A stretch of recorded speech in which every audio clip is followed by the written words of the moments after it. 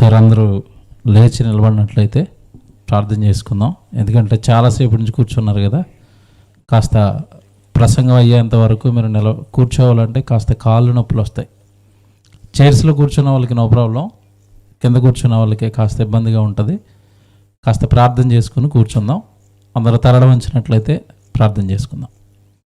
ప్రేమ కలిగిన పరలోకపు తండ్రి, మీ అపారమైన ప్రేమతో తండ్రి వాతావరణాన్ని అనుకూలపరిచి మీ బిడ్డలైన వారందరినీ సన్నిధి వైపు నడిపించి ఈ 3 దినాలు మీరు చెప్పించవలసిన మాటలు మీ పిల్లలకి చెప్పిస్తున్నారు. మీ బిడ్డలపైన మీరు చూపుతున్న ప్రేమను బట్టి మాకు తోడుగా ఉండి మరి మహాసభలను ఘనంగా గొప్పగా జరిగిస్తున్న విధానాన్ని బట్టి ముందుగా స్తోత్రాలు చెల్లిస్తున్నాం తండ్రి. మమ్మల్ని క్షేమంగా 3వ దినంలోనికి నడిపించారు. పాటలతో ప్రార్థనలతో తొలిపలుకులుగా తండ్రి మరి మీ కుమార్తెలతో మంచి మాటలు ఈ సభల్లో వినిపించి మీరు మహిమను పొందుచున్నారు అని నమ్ముతున్నాం తండ్రి. ఈ చక్కటి అవకాశాన్ని మాకు కల్పించినందుకు, ఘనంగా ఈ సభలను జరిగిస్తున్నందుకు స్తుతులు స్తోత్రాలు మరొకసారి చెల్లిస్తూ చివరి దినంలో చివరి మాటలుగా తండ్రి మీ పిల్లలు మీ వాక్యం కొరకు ఎదురు చూస్తున్నారు. వారికి అర్థమయ్యే రీతిలో చెప్పగలిగే జ్ఞానాన్ని ప్రసాదించండి. విని గ్రహించి ప్రతి ఒక్కరూ వారి జీవితాలను బాగు చేసుకుని వారి కుటుంబాలను కట్టుకొని తద్వారా వారు వెళుతున్న సంఘానికి తండ్రి వెన్నెముక లాంటి కుటుంబంగా మారిపోయి మీ పరిచర్యను ఉన్నతంగా జరిగించటానికి మరి మీ ఉన్నతమైన మాటలు ఈ రాత్రి మాకు వినిపించమని కోరుకుంటూ మా ప్రభువును మా రక్షకుడైన యేసుక్రీస్తు వారి పేరట ఈ ప్రార్థన విన్నపాలు అడిగి వేడుకొంచున్నాము తండ్రి, ఆమేన్. అందరికీ వందనాలు. కూర్చోండి. మరి వేదిక మీద ఉన్న దైవజనులందరికీ నా ప్రత్యేకమైన వందనాలు తెలియజేస్తున్నాను. ముఖ్యంగా మరి ఈ ప్రాంతంలో వాక్యం చెప్పడానికి 3 రోజులు నాకు అవకాశం కల్పించిన స్థానిక కళాశాల సిబిటి నందిగామ ప్రిన్సిపల్ గారు మదన్నీకు నా ప్రత్యేకమైన వందనాలు తెలియజేస్తున్నాను. అలాగే ఆదమ్మ గారికి కూడా నా ప్రత్యేకమైన వందనాలు తెలియజేస్తున్నాను. దేవుని పిల్లలారా, చివరి దినంలోనికి దేవుడు మనల్ని క్షేమంగా నడిపించాడు. ఈ 3 రోజులు వాతావరణ పరిస్థితులు బాగోకపోయినా దేవుడు మన కోసం వాతావరణాన్ని అనుకూలపరిచి చక్కటి అవకాశాన్ని దేవుడు మనకి ప్రసాదించాడు. కనుక ఈ రాత్రి బైబిల్లో నుంచి ఉన్నతమైన సంగతులు నేర్చుకుందాం. అంశం మీకు ప్రకటించబడింది, శ్రమలలో కుటుంబాన్ని నిలబెట్టుకున్న స్త్రీ. శ్రమలలో కుటుంబాన్ని నిలబెట్టుకున్న స్త్రీ. పాఠం వింటున్న వారు కేవలం ఇది స్త్రీ గురించి మాత్రమే అన్న ఆలోచనతో వినకుండా, పాఠంలో వేసినది స్త్రీ అయినా ఈరోజు మీరు వినబోతున్న పాఠం ఇటు స్త్రీలకు అటు పురుషులకు ఇద్దరికీ సంబంధించిన సంగతులు ఇప్పుడు మనం వినబోతున్నాం. దేవుని పిల్లలారా, శ్రమలలో కుటుంబాన్ని నిలబెట్టుకున్న స్త్రీ. కుటుంబం, భార్య, భర్త, పిల్లలు, అత్తమామలు, ఇదంతా ఒక కుటుంబం. ఈ కుటుంబం గురించి కూడా దేవుడు బైబిలులో రాశాడా? కుటుంబాల పట్ల దేవుడికి ఏంటి ప్రణాళికలు ఉన్నాయి? కుటుంబాల గురించి దేవుడు బైబిల్లో ప్రస్తావించిన సంగతులు ఏంటి? కుటుంబాలపైన దేవుడికున్న ఆశ ఏంటి? కుటుంబాలపైన దేవుడి కన్నా కలలేంటి? ఆ కుటుంబాలను దేవుడు కోరుకున్నట్టుగా కట్టుకోవటంలో ఈరోజు స్త్రీ పురుషులు లేదా భార్య భర్తలు ఇద్దరూ ఎలా విఫలమవుతున్నారు? దీనిని బాగు చేసుకోవడానికి, కుటుంబాన్ని చక్కగా దేవుడు కోరుకున్నట్టుగా నిలబెట్టుకోవడానికి, కట్టుకోవడానికి దేవుడు ఈ రాత్రి మనతో చాలా ఉన్నతమైన సంగతులు చెబుతాడు. వెంటనే మీరు చాలా అదృష్టవంతులు. కారణం ఏంటంటే బైబిలులో కుటుంబాల గురించి దేవుడు ఇంత ఉన్నతంగా రాశాడా అని మీరు ఆశ్చర్యపోతారు. ఈ రాత్రి బైబిల్లో దేవుడు చెప్పని సంగతి అంటూ ఉండదు.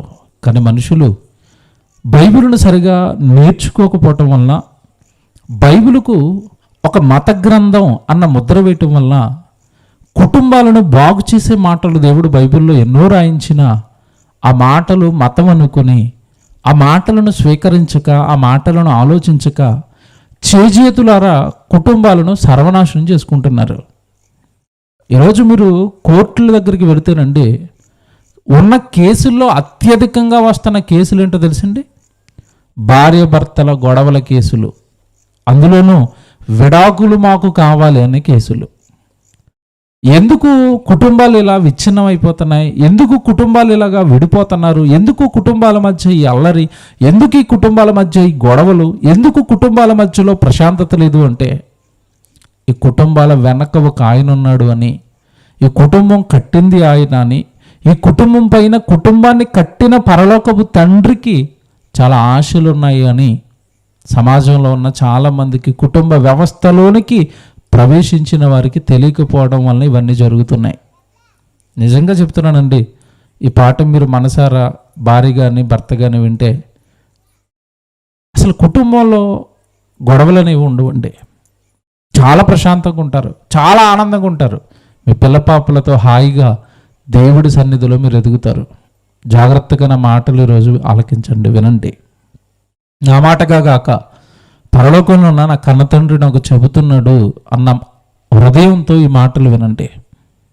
దేవుని పిల్లరా, కుటుంబం ఎలా ఏర్పడింది? కుటుంబాన్ని ఏర్పాటు చేయాలన్న ఆశ ఎవరిది అసలు? కుటుంబాల వెనక అసలు ఎవరున్నారు అని బైబిల్లోకి వెళ్ళి ఒక మాట చూద్దాం. ఎఫెసీయులకు రాసిన పత్రిక 3వ అధ్యాయము 14వ వచనం. దయచేసి అందరూ బైబిల్ తీసి చదివి ఆ మాట అర్థం చేసుకోవడానికి ప్రయత్నించండి. ఎఫెసీయులకు రాసిన పత్రిక 3వ అధ్యాయము 14వ వచనం చూస్తున్నాం. ఈ హేతువు చేత పరలోకమందును భూమి మీదను ఉన్న ప్రతి కుటుంబం, ఆ పదం చూడండి, ప్రతి కుటుంబం, క్రైస్తవుల కుటుంబాలని చెప్పదు బైబిలు. భూమి మీద ఉన్న ప్రతి కుటుంబము ఏ తండ్రిని బట్టి కుటుంబం అని పిలువబడుతున్నదో, ఈ విషయం ఇంతకాలం మనకి తెలీదు. ఏం తెలీదు మనకి? భూమి మీద ఉన్న ప్రతి కుటుంబము ఏ తండ్రిని బట్టి కుటుంబం అని పిలువబడుతున్నదో, ఏ తండ్రిని బట్టి ఇది కుటుంబంగా మారిందో కుటుంబంలోనికి వచ్చిన భార్యకు తెలీదు, భర్తకి తెలీదు, కోడలికి తెలీదు, అత్తకి తెలీదు, మామకి తెలీదు. బాగా వినాలి బైబిలు. బైబిల్ చెప్పని సంగతులు ఉండవు. బైబిల్లో దేవుడు రాయించిన సంగతులు ఉండవు. బైబిల్లో మాకు ఈ మంచి విషయాలు లేవండి, లోకంలో చాలా మంచి విషయాలు చెప్తున్నారండి అనడానికి ఆస్కారమే లేదు. బైబిలు భూమి మీద మానవ జీవితాలలో జరుగుతున్న ప్రతి దాని గురించి మాట్లాడుతుంది. కారణం, బైబిలు సృష్టికర్త రాయించిన, భూమి మీద మానవులు చదువుకోవలసిన బ్రతుకు పుస్తకం ఇది. మన బ్రతుకంతా బైబిల్లోనే ఉంటుంది. భూమి మీద ఉన్న ప్రతి కుటుంబము ఏ తండ్రిని బట్టి కుటుంబం అని పిలువబడుతున్నదో అంటే అర్థం ఏంటి? మీరు కుటుంబంగా ఏర్పడడానికి మీ వెనకున్నది ఎవరంట? దేవుడా? ఇదేంటండి? మీరు జాగ్రత్తగా వినాలి. ప్రాక్టికాలిటీలోకి తీసుకొస్తానండి నేను. అలా చెప్తేనే మీకు ప్రసంగం అర్థమవుతుంది. లేకపోతే బైబిల్ అలా చదువుకుంటూ వెళ్ళిపోతే ఏదో రాశారండి మాకేం అర్థం అవ్వట్లేదు. కనెక్ట్ అవ్వాలి బైబిల్లో ఉన్న వచనాలు మీకు. ఇప్పుడు చెప్తాను, జాగ్రత్తగా వినండి. భూమి మీద ఉన్న ప్రతి కుటుంబం వెనక పరలోకంలో ఉన్న దేవుడు ఉన్నాడా? ఉన్నాడు. ఎలా ఉన్నాడు? చెప్తాను జాగ్రత్తగా వినండి. ఇప్పుడు ఒక భార్య ఒక భర్త, వీళ్ళిద్దరు వివాహం చేసుకున్నారు. వివాహం కాకమునుపు వీళ్ళు ఎవరు చెప్పండి? ఏదో ఇంట్లో ఉంటున్న ఒక అమ్మాయి, ఏదో ఇంట్లో పుట్టిన ఒక అబ్బాయి, అవునా? ఇప్పుడు వాళ్ళ కుటుంబం దగ్గరికి వెళ్దాం. వాళ్ళ అమ్మ నాన్నలు కూడా ఒకప్పుడు ఎవరు?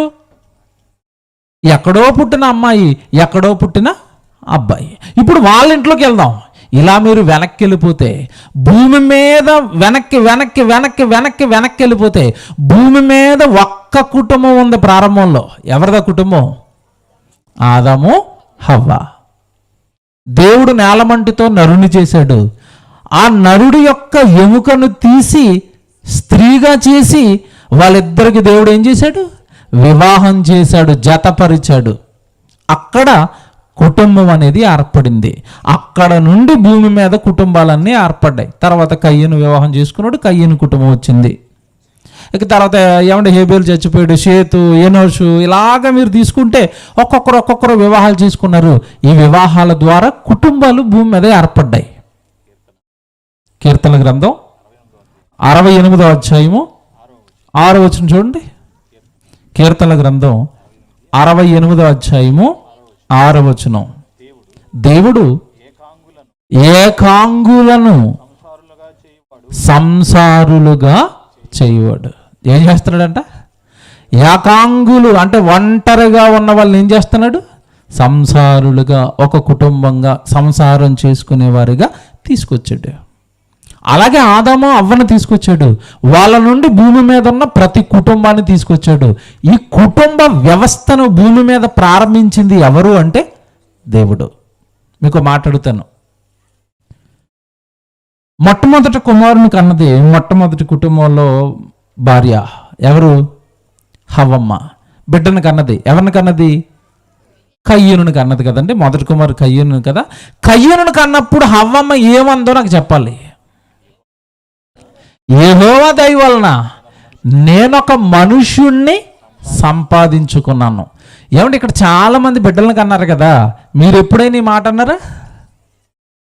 యెహోవా దయ వలన ఇదిగో మా బుడ్డోడిని సంపాదించుకున్నాను అంటారేటి?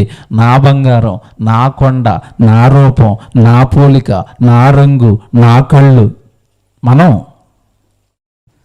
అవ్వమంటుంది మా ఇద్దరికి వివాహం చేసింది ఆయనే, మా కుటుంబంలోనికి ఒక మనుషుని యాడ్ చేసింది కూడా ఆయనే. మా కుటుంబం వెనకాల ఎవరున్నారు? దేవుడు. ఇప్పుడు మీ కుటుంబం వెనకాల ఎవరున్నారు? దేవుడు. ఎందుకంటే భార్యాభర్తలుగా మిమ్మల్ని ఇద్దరిని ఎక్కడెక్కడో పుట్టిన మిమ్మల్ని ఒకటి చేసింది దేవుడే. మీరిద్దరూ ఒకటైన తర్వాత సంవత్సరానికి గర్భఫలాన్ని గిఫ్ట్గా మీ చేతుల్లో పెట్టింది కూడా దేవుడే. ఇప్పుడు చెప్పండి, మీ కుటుంబం ఎవరి కుటుంబం? కన్ఫర్మా? కన్ఫర్మ్ అవ్వలేదంటే 4 రెఫరెన్స్లు చూపించి కన్ఫర్మ్ చేస్తాను. మెసేజ్ మాత్రం 11-12 అయిపోద్ది. మీరు కన్ఫర్మ్ అనాలి, అప్పుడే ముందుకెళ్తాను నేను. కన్ఫర్మా? మీ కుటుంబం ఎవరి కుటుంబం? దేవుడి కుటుంబం. భార్యగా, భర్తగా కుటుంబ వ్యవస్థలోనికి మిమ్మల్ని తీసుకొచ్చింది ఎవరిప్పుడు? దేవుడు. మీ గర్భాలను పండించి పిల్లల్ని ఇచ్చింది ఎవరిప్పుడు? దేవుడు.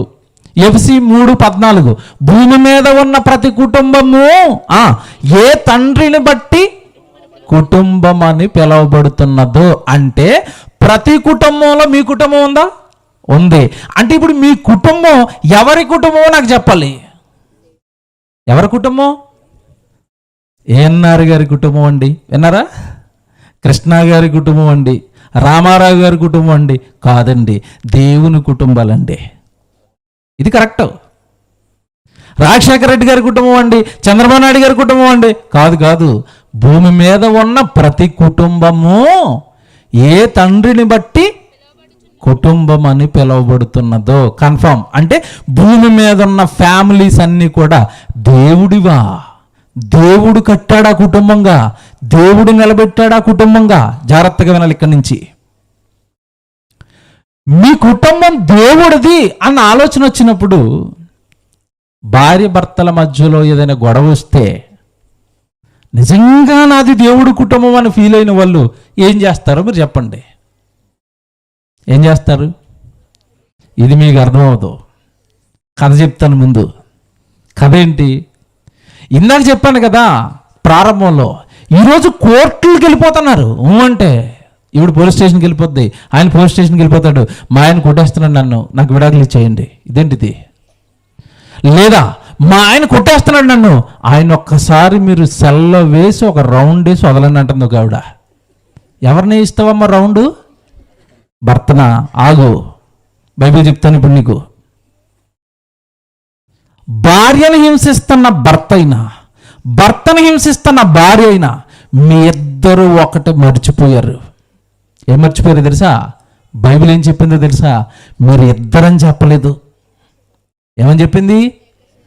వారిద్దరూ ఏక శరీరం. బాగా వినాలి నా పాయింట్. మీరు ఇప్పుడు ఇద్దరా వివాహం అయిన తర్వాత ఒక్కలు? జాగ్రత్తగా వినండి. ఇద్దరు ఒకటైనప్పుడు ఇప్పుడు నీ భర్త గురించి నువ్వు పబ్లిక్లో చెడుగా మాట్లాడుతున్నావంటే ఆయన గురించి మాట్లాడుతున్నావా, నీ గురించి మాట్లాడుకుంటున్నావా? అర్థమైందా? అర్థమవలేదు.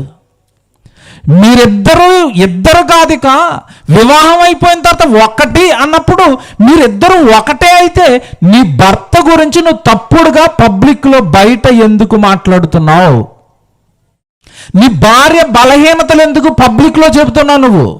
నువ్వు అనుకుంటున్నావు అమాయకుడు అయ్యి ఏం అర్థం అవ్వక ఆవిడ గురించి చెప్తున్నాడు అనుకుంటున్నావు. కాదు, నీ గురించి నువ్వే చెప్పుకుంటున్నావు. ఇప్పుడు చెప్తాను, ఇది మీకు అర్థం అవుతుంది. ఇప్పుడు చెప్తాను మీకు అర్థం అవ్వాలంటే. ఏమంటే ఈ భార్య అనవసరంగా అందరికీ చెప్పి మా ఆయన మంచోడు కాదు చెప్పేసింది. ఇక్కడ ఈయన నా గురించి చెప్తావా, నీ గురించి నువ్వు 10 మందికి చెప్తే నేను 20 మందికి చెప్తానని ఇది 20 మందికి చెప్పాడు. మావిడ మంచిది కాదు అది చేస్తుంది ఇది చేస్తుందని. ఏమంటే ఇదంతా అయిపోయింది. చివరికి పెద్దలు ఏం చెప్తారో చెప్పాలి నాకు. ఒరే అలా కాదురా, ఇద్దరినో చోట కూర్చోబెడదాం అంటారు. కూర్చోబెట్టారు. ఇటు పెద్దలు కూర్చున్నారు. కింద మీద కొట్టుకోండి, తన్నుకోండి, ఏవైనా చేసుకోండి, మీరిద్దరు మాత్రం కలిసిపోండి చివరికి. ఇదేనా వాళ్ళు చెప్పేది? ఇంకేమైనా చెప్తారా? ఏం చెప్తారు? పోలీస్ స్టేషన్కి వెళ్తే పోలీసు వాళ్ళు ఏం చెప్తారు? అతను 4 తిడతారు, కౌన్సిలింగ్ ఇస్తారు, పోయి ఇద్దరు కాపురం చేసుకోండి అంటారు. ఇప్పుడు ముందు వాగేసో చూసావు, అనవసరంగా కోపం వచ్చి తొందరపాట్లో ఇంట్లోకి వచ్చిన తర్వాత ఆయన ముఖం నువ్వు చూసుకుంటూ, నీ ముఖం ఆయన చూసుకుంటూ ఏం తలెత్తుకుంటారు ఇద్దరు ముందు, ఒకరి ముందు ఒకరు. చూసారా? తెలియక చేస్తున్నారు ఇదంతా.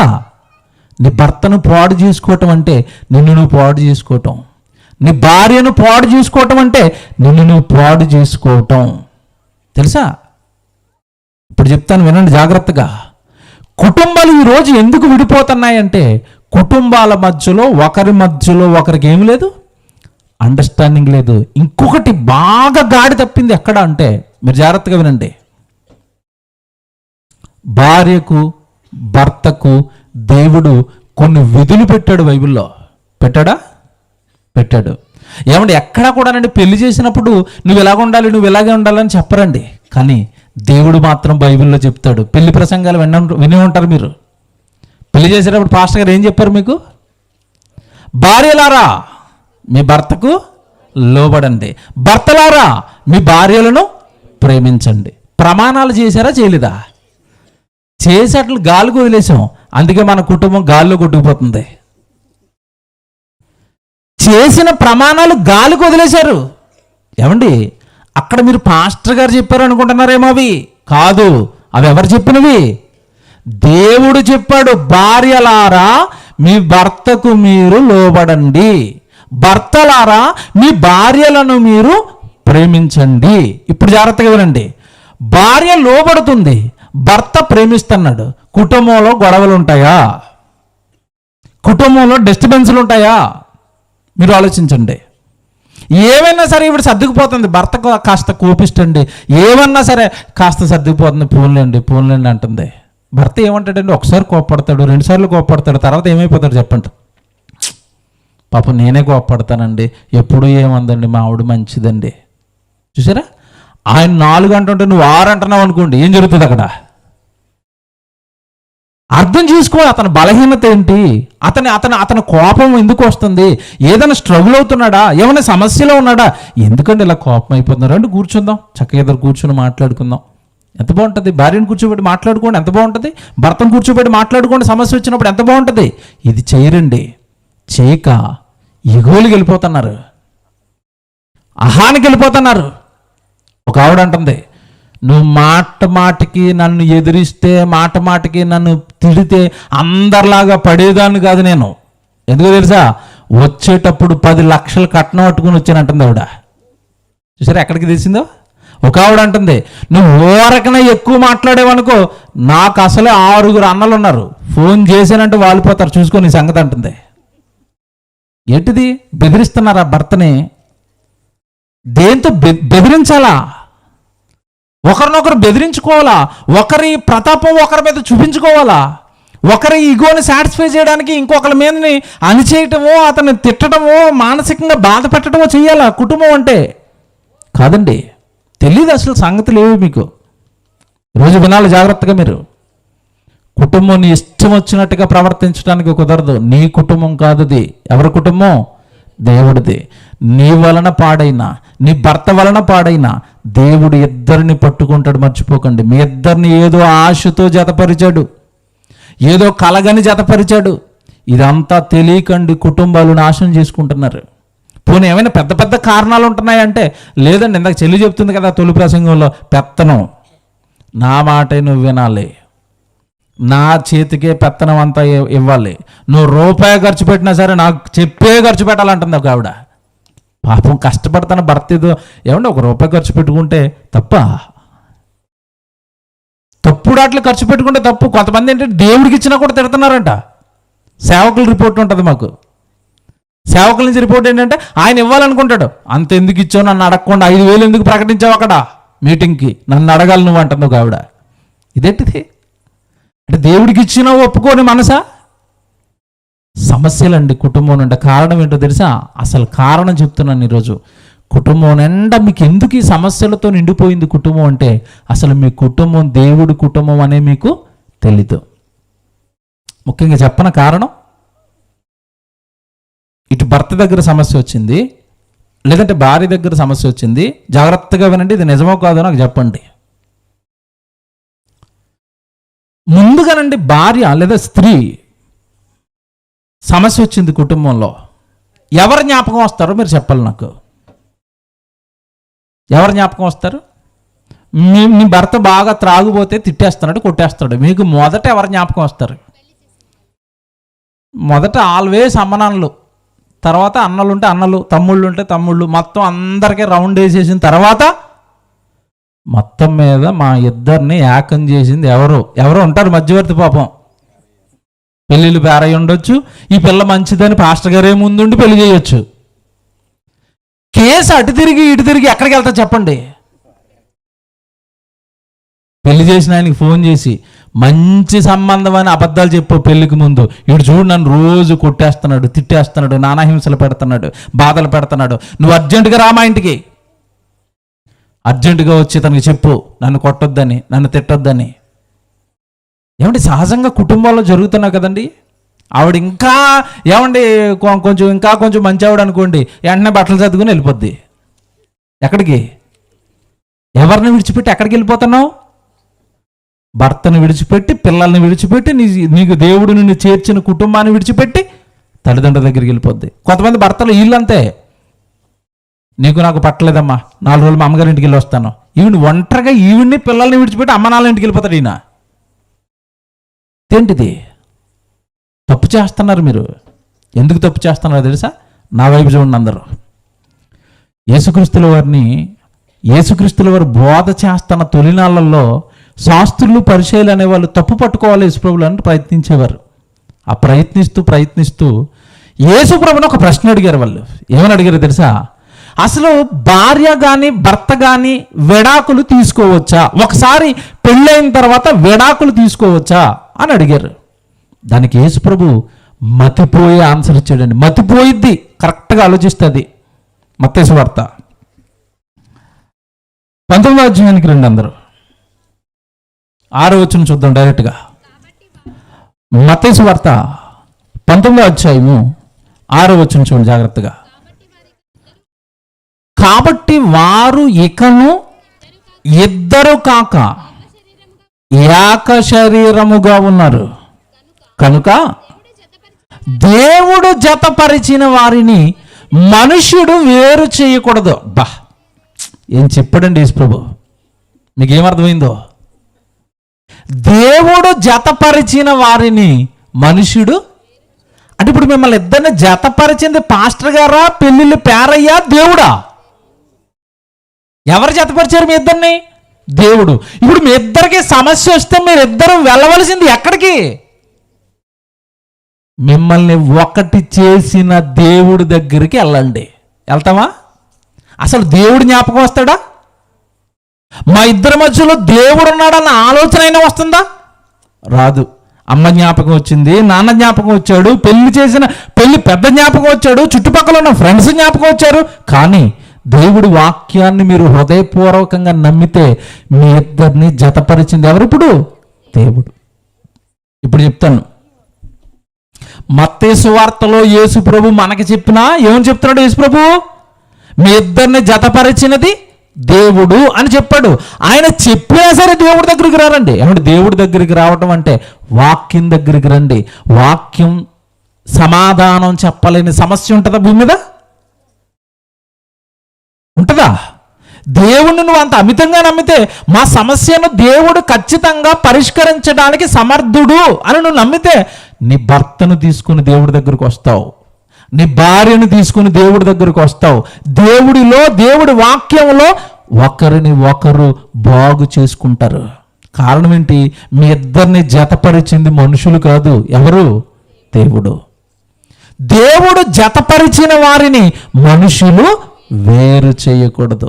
నీకు వస్తున్న చిన్న చిన్న సమస్యలకు రోడ్లెక్కిపోయి, కోర్టులెక్కిపోయి, మనుషుల దగ్గరికి వెళ్ళిపోయి మేము విడిపోతాం, మా సమస్య, మా గోళ అని కుటుంబాన్ని అల్లరి చేసుకోకండి. ఒక ఆయన కోపం వస్తుంది. ఎవరి కోపం వస్తుంది? దేవుడికి. కారణం ఆయనకి ఎందుకు రావాలి కోపం? మిమ్మల్ని ఇద్దరిని ఒకటి చేసింది ఎవరు? దేవుడు. ఏమండి, పెద్ద పెద్ద సమస్యలేమి కాదు. నేను ఈ పాఠం ఎందుకు రాశాను, ఈ పాఠం చెప్పాలనుకున్నప్పుడు అండి ఒక ఇంటర్వ్యూ చూశాను. ఆ ఇంటర్వ్యూ అంతా కూడా విడాకులకు వెళ్ళిపోయిన వాళ్ళని ఎలా కలపాలి అని ఒక లాయర్ గారు కూర్చున్నారు.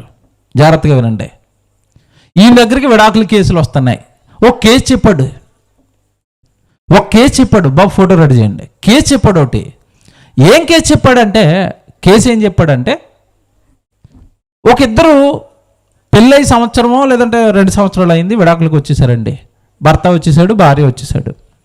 విడాకులకు వచ్చినప్పుడు లాయరు కూర్చోబెట్టి మాట్లాడతాడు ఇద్దరిని సెపరేట్. ముందు భర్తను అడిగాడు, అయ్యా ఎందుకు వచ్చారు మీరు విడాకులకి? ఇద్దరు డాక్టర్స్ కదా, బాగున్నారు కదా, ప్రొఫెషనల్గా చక్కగా ఉందిగా మీ కుటుంబం, ఎందుకు మీరు వచ్చారు విడాకులకంటే? నాది ఏమీ లేదండి, నేను అంతా బాగానే ఉన్నాను, కానీ ఆవిడే విడాకులు కావాలంటుంది, నా నుంచి వేరైపోతానంటుంది అన్నాడు. సరే నాయన, నువ్వు ఆవిడ మారి నీ దగ్గరికి వస్తే నీకు ఓకే కదా? నేను ఓకే రండి, ఏలుకుంటానండి అన్నాడు. నువ్వు వెళ్ళిపో అని చెప్పాడు. ఆవిడ రమ్మన్నాడు. ఆవిడ వచ్చింది. ఎందుకమ్మా నువ్వు విడాకులు తీసుకుంటున్నావు అని ఆవిడని అడిగాడు.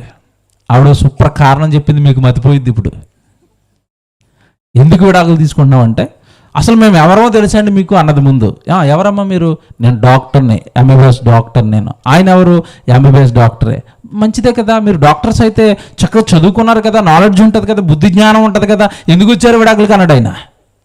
అంటే ఆయన నా ఈగోను హట్ చేశాడు. ఏంటమ్మా నీ ఈగో? ఆయన లోపలేసుకునే దుస్తులు నన్ను ఉతకమంటున్నాడు అంటుంది.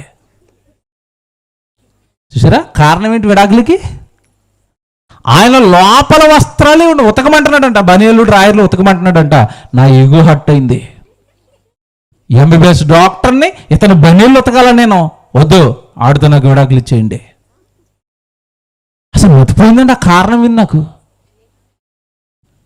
కారణాలు ఇలాగే ఉంటున్నాయి ఈరోజు. అంటే పెద్ద పెద్ద కారణాలు ఏమి ఉండలేదు, ఈగో హట్ అయింది నాకు. అతను నేను లోపట్టం ఏంటి, అతని బట్టలు నేను ఉతకడం ఏంటి, నేను డాక్టర్ని. చూసారా? అంటే ఈ పొగరు దేంట్లోంచి వచ్చింది చెప్పండి? చదువులో నుంచి, డబ్బులో నుంచి, తనకున్న హోదాలో నుంచి పొగరు అనేది బిల్డప్ అయింది. నేనెందుకు లోపడాలి? నేనెంత అతని బట్టలు ఉతకాలి?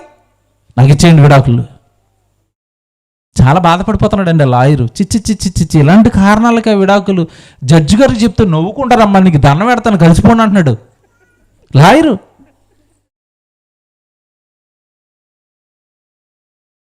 మీకు మాట్లాడుతానండి, కుటుంబంగా మిమ్మల్ని ఇద్దరిని జతపరిచింది దేవుడు అన్న మాట ఎవరి దగ్గర ఉంది? క్రైస్తవుల దగ్గర ఉందండి, మన దగ్గర ఉందండి కదా. భార్యలారా మీరు మీ భర్తలకు లోబడండి, మన దగ్గరే ఉందండి. భర్తలారా మీ భార్యలను మీరు ప్రేమించండి, కుటుంబం ఇలా ఉండాలి అని చక్కగా అన్ని సంగతులు దేవుడు మనకే చెప్పాడు క్రైస్తవులకి. కానీ క్రైస్తవులు ఎలా ఉన్నారు ఈరోజు? అన్ని సంగతులు మన దగ్గరున్న అసలు వాటిని పాటించుకునే వాళ్ళు లేడు. పాటిస్తున్నారా? పాటించే వాళ్ళైతే మీ ఇద్దరిని జతపరిచింది దేవుడు అన్న వాక్యం నీకు నిజంగా నచ్చితే, అది నిజమని నువ్వు నమ్మితే, మీ ఇద్దరి మధ్యలో గొడవ వచ్చినప్పుడు పోలీస్ స్టేషన్కి ఎందుకు వెళ్తున్నావు? మీ ఇద్దరి మధ్యలో గొడవ వచ్చినప్పుడు ఏమైనా పెద్దల దగ్గరికి ఎందుకు వెళ్తున్నావు? మీ ఇద్దరి మధ్యలో గొడవ వచ్చినప్పుడు అమ్మనాన్న దగ్గరికి ఎందుకు వెళ్తున్నావు? ఎవరి దగ్గరికి రావాలి? దేవుడి దగ్గరికి. భర్త తాగుబోతు తిరుగుబోతు, దేవుడు బాగు చేయడా? భార్య ఏదో బాగోవటం లేదు, నీ ప్రేమతో బాగు చేసుకోలేవా? బాగు చేసుకోవాలన్న మనసే లేదండి. వాళ్ళెంత నేనెంత, వాళ్ళెంత నేనెంత, ఒకరి మీద ఒకరు ఈగోలు పెంచుకుని కుటుంబాలను సర్వనాశనం చేసుకుంటున్నారు. తప్పు చేస్తున్నారు మీరంతా. ఇప్పుడు ఒక స్త్రీని చూపిస్తాను మీకు. ఆవిడ పడ్డ కష్టాలు ఏమైనా మీరు పడుతున్నారేమో ఆలోచించండి. ఆవిడకి వచ్చిన కన్నీళ్ళు ఏమైనా మీకు వస్తున్నాయేమో ఆలోచించండి. ఆవిడ పడ్డ శ్రమలు ఏమైనా మీరు పడుతున్నారేమో ఆలోచించండి. దేవుని పిల్లలారా, కుటుంబం అనేసరికి శ్రమ, కష్టమ, కన్నీర, వేదన, బాధల అన్నిటినీ భరించుకుంటూ కుటుంబ వ్యవస్థను, భార్య, భర్త, పిల్లలు, ఈ కుటుంబాన్ని మాత్రం చాలా జాగ్రత్తగా ఇద్దరూ కట్టుకోవాలి. దాన్ని పాడు చేసుకోకూడదు. మీరు పాడు చేసుకోకూడదు. దేవుడు మీ మీద చాలా కలలు కన్నాడు. చెప్తాను ఇప్పుడు అవన్నీ. మీ ఇద్దరిని ఒకటి చేసిన పరలోకంలో ఉన్న కన్న తండ్రి మీ కుటుంబం పైన చాలా ఆశలు పెట్టుకున్నాడు. మీ చిన్న చిన్న గొడవలతో ఆ ఆశలను చంపేకండి. మీ చిన్న చిన్న గొడవలతో ఆయన ఆశల మీద నీళ్లు చల్లకండి. ఊరుకోడు దేవుడు. ఇద్దరిని ఎందుకండి జతపరిచాడు? ఇద్దరిని ఎందుకండి ఒకటి చేశాడు అంటే, మీ గర్భాల గుండా పిల్లల్ని ఇవ్వాలి.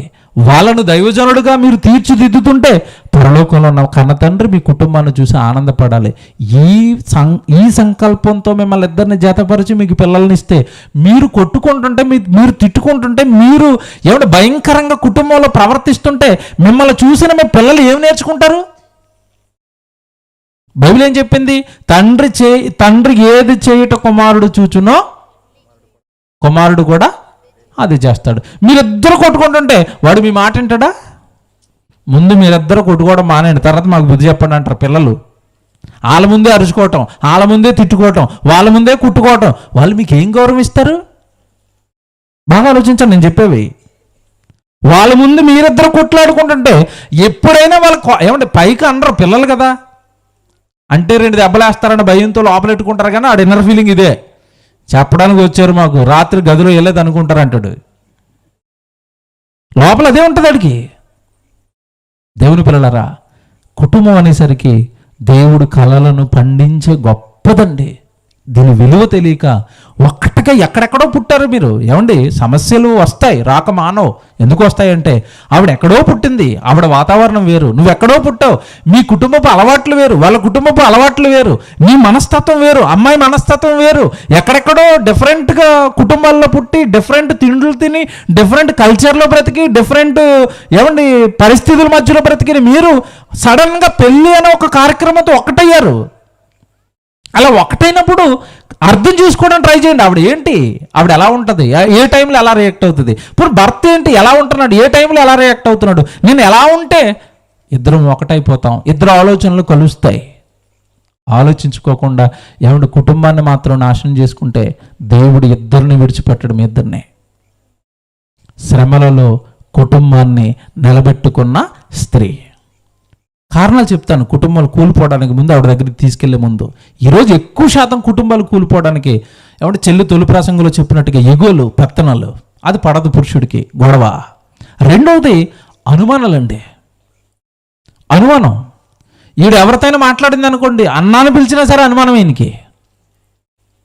ఈయన ఎవరితోనే కాస్త క్లోజ్గా మూవ్ అవుతున్నాడు అనుకోండి, ఎప్పుడు ఆవిడతో మూవ్ అవుతున్నారు మీరు, ఎప్పుడు ఎక్కువగా ఆవిడతో మాట్లాడుతున్నారు మీరు, ఎందుకు ఆవిడతోనే ఉంటున్నారు, ఎందుకు ఆవిడకే ఎక్కువ ప్రిఫరెన్స్ ఇస్తున్నారు అంటది ఈవిడ. అక్కడ ఏమీ లేకపోయినా అనుమానం అనే భూతం. ఈ భూతాలతో కుటుంబాలను కూల్చుకుంటున్నారు. చెప్తాను ఇప్పుడు. కుటుంబాన్ని ఎలా భరించుకోవాలో, కుటుంబాన్ని ఎలా నిలబెట్టుకోవాలో, ఎలా నిలబెట్టుకుని పరలోకంలో ఉన్న కన్న తండ్రి ఆశను పొందుకోవాలో చెప్తాను. నాకు నిజంగా తొలి ప్రసంగం నాకు ఈజీ చేసింది ఆవిడ. చెల్లి ఏమన్నదంటే, కుటుంబం నాశనం అయిపోవడానికి బలి ఒప్పుకుందండి. కుటుంబం నాశనం అయిపోవడానికి కారకులు ఎవరు? త్వరగా పడిపోయేది ఎవరు? మనమే. నిజమేనండి. మీకు ఇప్పుడు డిఫరెంట్గా చూపిస్తున్నా. ఆడపిల్లలు పడిపోతారు అనుకుంటున్నారు కదా. ఒక శక్తిమంతురాలైన ఆడపిల్లని చూపిస్తాను ఇప్పుడు. ఆవిడ శక్తి భూమి మీద ఉన్న మనుషులు కాదండి, పరలోకంలో ఉన్న దేవుడు. ఆదికాండం 29వ అధ్యాయము 16వ వచనం చూద్దాం బైబిల్లో. లాబానుకు 2 కుమారులు ఉన్నారు. ఇది మీకు తెలుసు అనుకుంటున్నాను. ఈ రెఫరెన్స్ చదివి నేను చెప్పేస్తాను. 29:16. లాబానుకు 2 కుమార్తెలు. ఒక ఆవిడ పేరు లేయా, చిన్నదాని పేరు రాహేలు. లేయాకి జబ్బు కళ్ళు, రాహేలు రూపవతి సుందరి. ఎప్పుడైతే రాహేలు రూపవతో సుందరో ఏమండి యాకోబు కళ్ళు ఆటోమేటిక్గా ఎవరి మీదకి వెళ్ళిపోయాయి? యాకోబు కళ్ళు చూపు. 2 ఉన్నారండి అక్కడ, లేయా రాహేలు. ఈయన వెళ్ళాడు లాబాన్ దగ్గరికి, మోసం చేసి అన్న దగ్గర నుంచి పారిపోయి వెళ్ళాడు. వెళ్ళంగానే 2 కనపడ్డారు అక్కడ. లేయా కనపడుతుంది, రాహేలు కనపడుతుంది. 2లో ఎవరిని ప్రేమించాడు?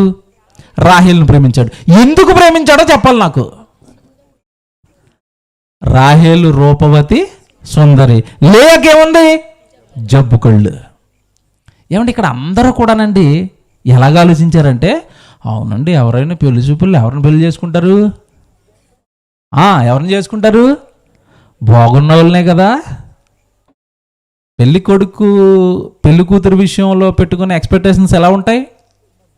మంచి రంగు, మంచి ఎత్తు, తర్వాత మోకాళ్ళు దాకా జుట్టు, ఆ తర్వాత కట్నం, ఆ తర్వాత ఏమైనా చదువుకుందా, ఆ తర్వాత ఏమన్నా కొంచెం చక్కగా ఇల్లు ఉందా, నేను వెళ్ళినప్పుడు సేద తీరడానికి అత్తోరు ఇంట్లో, అత్తోరు చక్కగా ఏమన్నా సెటిల్ అయిన ఫ్యామిలీయా, భూములు ఉన్నాయా, ఆ తర్వాత అండి పొలం.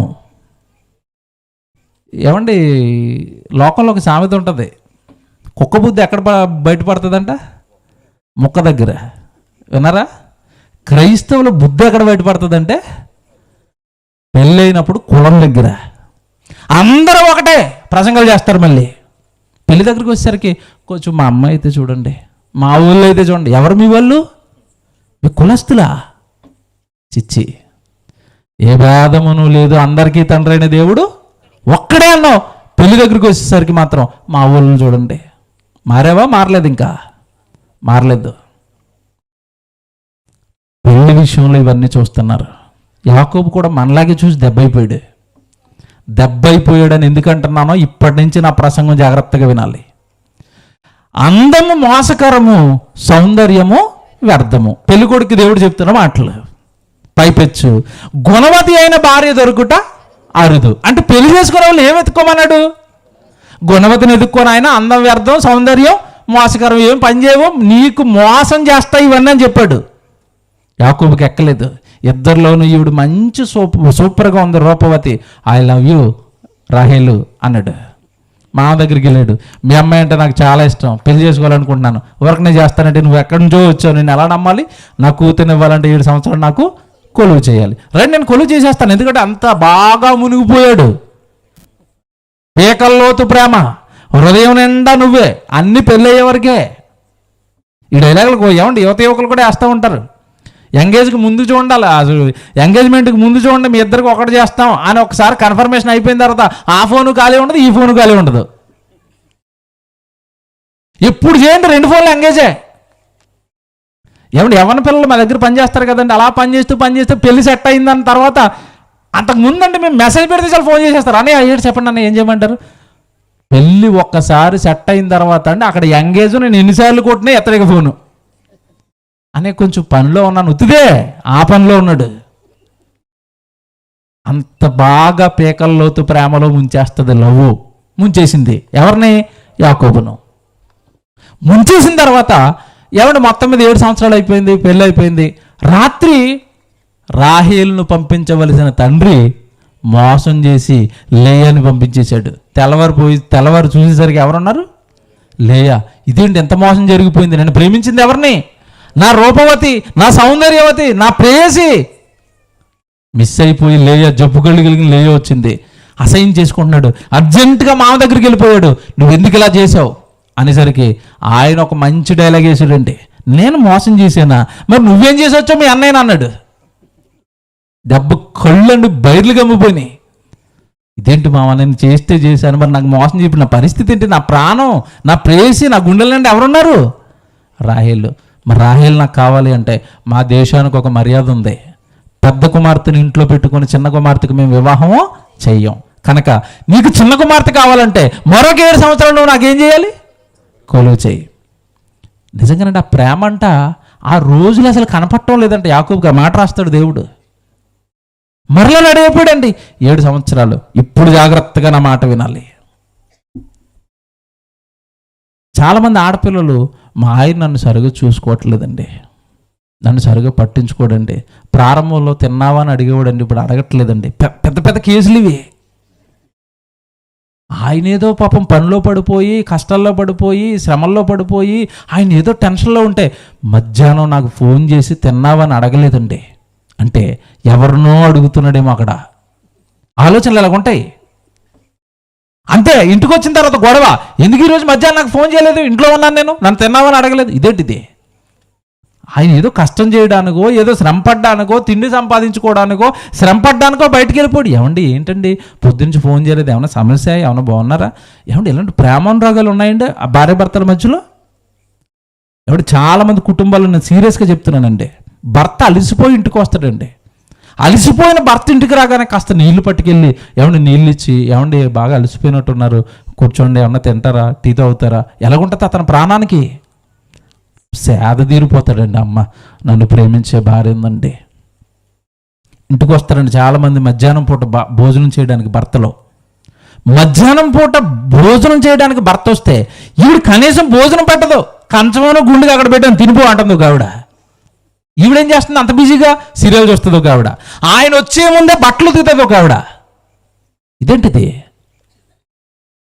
కష్టపడి భర్త వస్తే ఏమంటే చక్కగా ఆహారం పెట్టకపోగా, కష్టపడిన భర్తకు కాస్త పలకరింపు ఇవ్వకపోగా పెట్టుకుని తినాలా భర్త? నువ్వెందుకు మరి ఇంట్లో? ఏమంటే మంచి న్యూస్ దొరికింది చూడండి. నాన్ వెజ్ తింటేనే కాపురం చేస్తా, భర్తతో భార్య పేచి దానాకు పంచాయితీ, టానాకు పంచాయితీ పోలీస్ స్టేషన్ కంటే ఏం చేస్తానంట? నాన్ వెజ్ తింటేనే నీతో కాపురం చేస్తాను, లేకపోతే వెళ్ళిపోతాను నేను. ఇదేంటి? ఇవి మరి దారుణం అండి ఇవి. తిండి కోసం భర్తను విడిచిపెట్టేస్తావా? ఎవరనుకుంటున్నా భర్త? దేవుడు జతపరిచాడు, దేవుడు మిమ్మల్ని కలిపాడు, మీ ఇద్దరిని ఇష్టపడ్డాడు. ఈ అమ్మాయి అబ్బాయి ఒకటైతే బాగుంటుంది, వీళ్ళ కుటుంబం అయితే బాగుంటుంది, వీళ్ళిద్దరు ప్రేమించుకుంటే బాగుంటుంది, వీళ్ళిద్దరు అనురాగంతో ఉంటే బాగుంటుంది, వీళ్ళు నాకు బిడ్డల కంటే బాగుంటుంది, ఆ బిడ్డలు నా కోసం పెంచితే బాగుంటుందని ఎన్నో కళలు మీ మీద ఆయన కంటుంటే ఇటు నాన్ వెజ్ కోసమును బట్టలు ఉతకమంటేను గొడవ పెట్టుకుని ఇడిపోతారా? ఇప్పుడు చెప్తున్నాను, జాగ్రత్తగా వినండి. లేయా ఈరోజు మన హీరో ఎవరంటే, మొత్తం నా ప్రసంగానికి ఈరోజు హీరో ఎవరంటే లేయా. అసలు ఆవిడని ఎవ్వరు ఇప్పటి వరకు మీకు అలా చూపించలేదండి. ప్రతి ప్రసంగంలోనూ కూడా నండి, పెళ్లి ప్రసంగంలో కూడా వీళ్ళు ఎత్తుకుంటారండి. పాపం లేయా జబ్బు కలిగింది, రాహేలు సూపరు, అందుకే యాకోబు రాహేలు చేశాడు. పెళ్లిలో ఒక ఆయన చెప్తున్నాడు, సేవకుడు కనుక రూపవతినే పెళ్లి చేసుకుంటారు ఎవరైనా అంటున్నాడు. లేయని కరివేపాకు తీసినట్టు తీసాడండి అక్కడ. మీకు మాట చెప్పనా, వీళ్ళిద్దరిలో ఎవరు సూపర్ అంటే దేవుడండి. బాహ్య రూపాన్ని పట్టించుకునేవాడు కాదు, బాహ్య సౌందర్యాన్ని పట్టించుకునేవాడు కాదు. దేవుడు ఏం చూస్తాడు చెప్పండి? గుణం, అంతరంగ సౌందర్యం, నీ హృదయం ఎలా ఉందో చూస్తాడు. ఇది తెలియదండి. చిన్న చిన్న కారణాలకి విడిపోతున్నారు, రూపాన్ని చూసి విడిపోతున్నారు. కొంతమంది ఏమంటే భార్యను పెళ్లి చూపుల్లో చూసినప్పుడు బాగుంటుంది, పెళ్ళైన తర్వాత బిడ్డలు పుట్టిన తర్వాత కాస్త ఆవిడ శరీరం మారిపోద్ది. కారణం బిడ్డలు కన్నది కనుక. తర్వాత అంత ఇవి నాకు అందంగా కనపట్టలేదు, నేను ఇంకొకరి దగ్గరికి వెళ్ళిపోతాను. భర్తలు చాలామంది చేస్తున్న తప్పులను అక్రమ సంబంధాలు ఇవి. పెళ్ళప్పుడు బాగుందన్నావు, బిడ్డలను కన్న తర్వాత నీకు బిడ్డలు కానీ ఆవిడ పాడైపోయింది, విడిచిపెట్టేస్తావా? మరొక దగ్గరికి వెళ్తావా? తప్పు చేస్తున్నారు. చాలా మంది భార్యలు భర్త తెస్తున్న సంపాదన సరిపోక వీళ్ళకున్న భయంకరమైన కోరికలు నెరవేర్చుకోవడానికి అక్రమ సంబంధాలు పెట్టుకుంటున్నారు. ఇవి తప్పులు, పాపాలు ఇవి. మీ శరీరం పైన మీ భర్తకు తప్ప మీకు అధికారం లేదు. బైబిల్ ప్రకారం మీ శరీరం పైన భర్తకు తప్ప మీకు అధికారం లేదు. భర్త శరీరానికి భార్యకు తప్ప ఆ భర్తకు స్వతహాగా ఆయన శరీరం మీదకి అధికారం లేదు. ఎందుకంటే మిమ్మల్ని ఇద్దరిని ఒకటి చేశాడు, వాళ్ళ శరీరం మీద మీకు, మీ శరీరం మీద వాళ్ళకి హక్కులు ఇచ్చేశాడు దేవుడు. బైబిల్ ఇది. తప్పు చేయకూడదు ఇవన్నీ. బైబిల్ ప్రకారం మాట చూపిస్తానండి. ఆ మాట చూడడానికి ముందుగా మీకు న్యూస్ చూపిస్తాను. ఫోటో వేస్తారు బాబు. ఎందుకంటే విడిపోతున్నారు, క్రైస్తవులే విడిపోతున్నారండి. మధ్యకాలంలో ఏమంటే విడిపోయే కాపురం గురించి ఒకటి చెప్పాలి. టాప్ హీరోయిన్ అండి తెలుగు ఇండస్ట్రీలో, సమంత. తెలుసా అందరికీ? సమంత నాకు తెలియదు అన్న వాళ్ళు చేయలేపండి. ఒక్క చేయలే కదా నాకు తెలిసి. సమంత నాకు తెలియదు అన్న వాళ్ళు లేపండి. తెలిసి అన్న వాళ్ళు కాదు. ఇటు తెలియదు నాయన మీకు, అయితే ఫోటో వేస్తాను మీకోసం. ఈ సమంత గురించి సెర్చ్ చేస్తే ఏమంటే సెర్చ్ చేస్తే ఆవిడ పూర్తి పేరేంటో తెలుసండి? ఫోటో ఈ బాబు అదిగో చూడండి. నేను పెట్టినట్టు చూపించాలి మీరు. ఇదెందుకు చూపిస్తున్నారు? నేను మీకు పంపించాను కదా. సమంత అని కొట్టి ఫుల్ నేమ్ అని గూగుల్లో సెర్చ్ చేస్తే ఆవిడ పేరు వచ్చిందండి. ఇందాక మీకు చూపించింది, పునాదాన్ని చూపించండి. అదిగోండి, గూగుల్లోకి వెళ్ళి సమంత ఫుల్ నేమ్ అని కొడితే కింద ఏమొచ్చింది చూడండి. పేరేం కనపడుతుంది మీకు చెప్పాలి అందరూ. సమంత రూతు బా. అమ్మగారి పేరేంటి ఇప్పుడు? సమంత రూతు ప్రభు. ఏమంటే ఆవిడని తప్పు పట్టడానికి ఆవిడ ఫోటో చూపించడం లేదు. అందరి జీవితాలు ఎలాగే ఉన్నాయని చెప్పడానికి చూపిస్తున్నాను. ఆవిడ ఒక్కవిని టార్గెట్ చేయట్లేదు నేను. సమంత రూతు ప్రభు అని పేరు పెట్టుకున్న ఈవిడ ఈ మధ్యకాలంలో ఏం తీసుకుందో మీకు తెలుసండి. ఏం తీసుకుంది? విడాకులు. కారణం ఏంటి? విడాకులు ఎందుకు తీసుకుందంటే చిన్న చిన్న బట్టలు వేసుకుని సినిమాలలో యాక్టింగ్ చేయడానికి భర్త ఒప్పుకోవట్లేదని భర్తను విడిచిపెట్టేసింది. ఒక వెబ్ సిరీస్ చేసిందండి. చిన్న చిన్న బట్టలు వేసుకుని వేరే అతనితో ఏమంటే దారుణంగా ఉంటున్నప్పుడు భర్త తట్టుకోలేకపోయాడు. అమ్మ మనకి ఏం కరువా, నాకు డబ్బులు ఉన్నాయి, నీకు డబ్బులు ఉన్నాయి, నువ్వు చక్కగా మంచి మంచి సినిమాలు చేయి, నేను వద్దాను, మరీ అలా చేస్తుంటే భర్తగా నేను ఎలా తట్టుకుంటాను అన్నందుకు నువ్వేంటి నన్ను యాక్టింగ్ చేయొద్దు అంటున్నావు, నా ఇష్టం వచ్చినట్టు చేస్తాను, నేను నా శరీరం, నా కెరియర్, నా భవిష్యత్తు, కనుక నీకు విడాకులు ఇచ్చేస్తున్నాను. సమంత రూతు ప్రభు. రూతు గారు పేరు పెట్టుకుందండి. బైబిల్లో మీకు రూతు గారు తెలుసు. ఎలాంటి ఆవిడ? భర్త చచ్చిపోతే అత్తను విడిచిపెట్టలేదు ఆవిడ. ఆవిడ పేరెట్టుకొని బాగున్న భర్తను విడిచిపెట్టేస్తుంది ఈవిడ. నిజంగానండి వీళ్ళు దుర్మార్గులండి. ఆ భక్తులు పేర్లు పెట్టుకుని వాళ్ళకి మచ్చ తెస్తున్నారండి వీళ్ళు. తెలుసా? సమంత రూతు ప్రభువా, నువ్వు చేసే పనులేంటి ఈరోజు? క్రైస్తవుల పనులేంటి ఈరోజు? పేరుకు క్రైస్తవ కుటుంబం, మాట్లాడితే పోలీస్ స్టేషన్, మిమ్మల్ని ఇద్దరు జాతపరిచింది దేవుడు, మీ ఇద్దరిని ఒకటి చేసింది దేవుడు.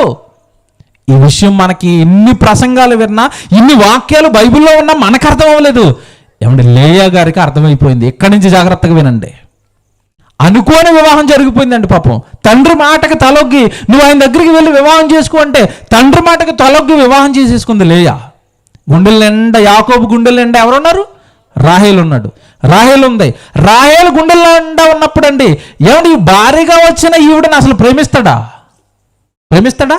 ప్రేమించడు. ఇక్కడి నుంచి జాగ్రత్తగా వినాలి కథ. కుటుంబాన్ని నిలబెట్టుకోవడం అంటే ఎలాగో చెప్తాను, జాగ్రత్తగా వినండి. ఎన్ని తప్పులు భరిస్తుందండి భర్త తప్పులు. భర్తను ఎలా దక్కించుకోవాలని ప్రయత్నం చేస్తుందో చూడండి. లేయ పడుతున్న కష్టాలు చెప్తాను. ఇక్కడి నుంచి ఇంట్లో భార్యను పెట్టుకుని, లేయా వివాహం అయిపోయిన తర్వాత ఇంట్లో భార్యను పెట్టుకుని మరొక భార్య కోసం లేదా తన చెల్లి కోసం ఇంకో 7 సంవత్సరాలు కొలువు చేస్తున్నాడంటే భార్య మనసు ఎలాగుంటుందో మీరు చెప్పాలి ఇప్పుడు నాకు. ఎలాగుంటుంది?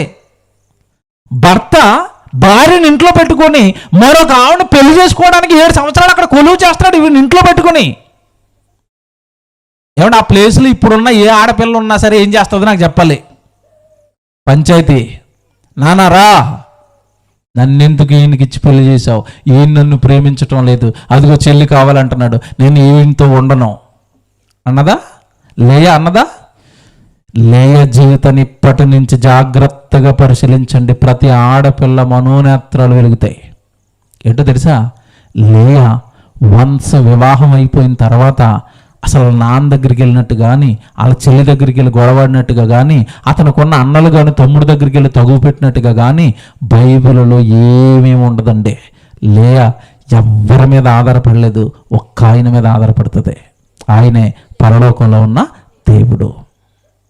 మా ఇద్దరిని జతపరిచింది దేవుడు, మా కుటుంబ సమస్యను తీర్చేవాడు కూడా దేవుడే. ఎంత కష్టంలోకి వెళ్ళిపోయిందో లేదో చెప్తాను ఇప్పుడు మీకు. 29వ అధ్యాయంలో 30 వచనం చదువుదాం చూడండి. 30 వచనం, ఆదికాండము 29:30. యాకోబు రాహేలును కూడెను, ఇది అండర్లైన్ చేసుకోండి. మరియు అతడు లేయా కంటే రాహేలును బహుగా ప్రేమించి అతనికి మరి 7 ఏండ్లు కొలువు చేసెను. లేయా ద్వేషింపబడుట యెహోవా చూచి, ఇది అండర్లైన్ చేసుకోవాలా, లేయా ద్వేషింపబడుట యెహోవా చూచి. యెహోవా చూస్తాడా నీకు ద్వేషం వస్తే? నీ భర్త నిన్ను ద్వేషిస్తుంటే నిన్ను చూసాయని ఒక ఆయన ఉన్నాడా? లేయా ద్వేషింపబడుట యెహోవా చూచి. మీ ఇద్దరిని కలిపింది ఒకటైనప్పుడు నీ భర్త నిన్ను శ్రమ పెడుతుంటే, నీ భర్త నిన్ను కష్టపెడుతుంటే నిన్ను చూసుకోవడానికి మీ నాన్న ఉన్నాడు పరలోకంలో. ఆడపిల్లలు ఇది నమ్మాలి. మా ఇద్దరిని కలిపింది ఆయనే, నాకు కష్టం వస్తే తీర్చేది ఆయనే. ఏమంటే ఇక్కడ ఒక మాట మీరు ప్రయోగించండి. దేవుడు అక్కడ లేయా ద్వేషింపబడుట యెహోవా చూచి అంటే ఎవరు ద్వేషిస్తున్నారు ఇప్పుడు లేయాని? భర్త ద్వేషిస్తున్నాడా? మీ భర్తలు మిమ్మల్ని ద్వేషిస్తుంటే మీరు ఏం చేస్తారు చెప్పాలి? ఏం చేస్తారు?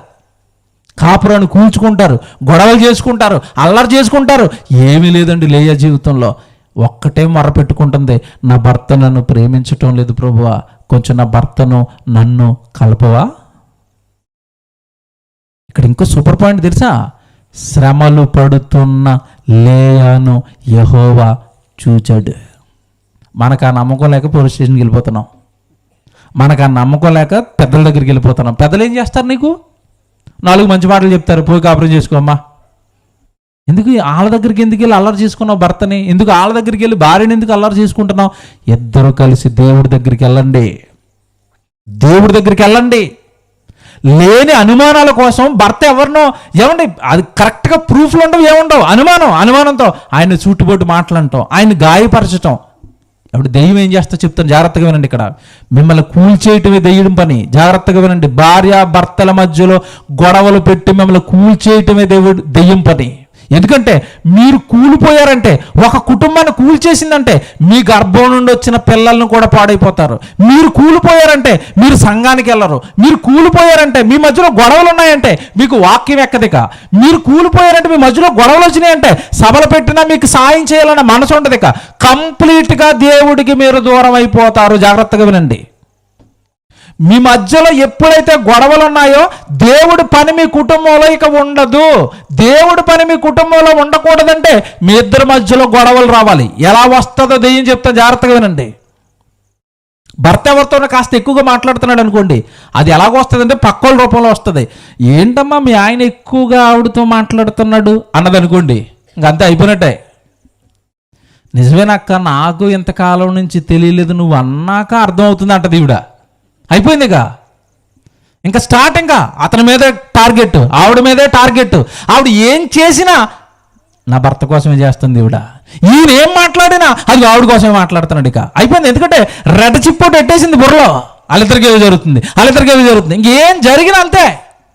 వాళ్ళు దేవుడి పని కోసం మాట్లాడుకున్నా సరే అది వాళ్ళిద్దరు మాట్లాడుకున్నారమ్మా, కొంచెం మీ ఆయన లాక్కుని వచ్చాయి. ఇదేంటిది? తప్పు చేస్తున్నారు.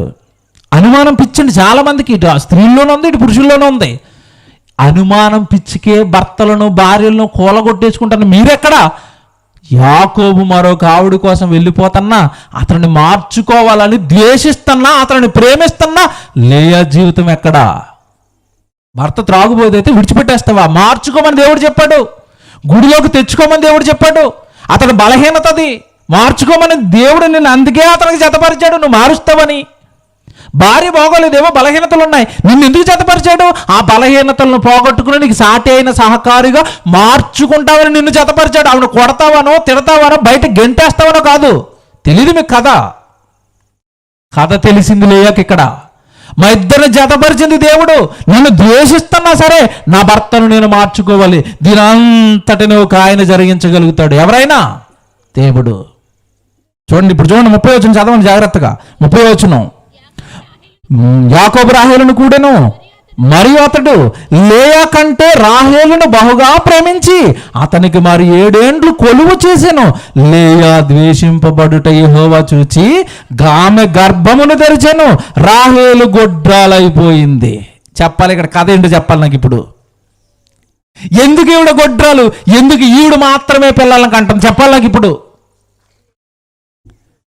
యాకోబు, నా కుమార్తెను నీ దగ్గరికి చేరిస్తే నా కుమార్తెను ద్వేషిస్తావా, తిడతావా, కొడతావా, దూరం పెడతావా?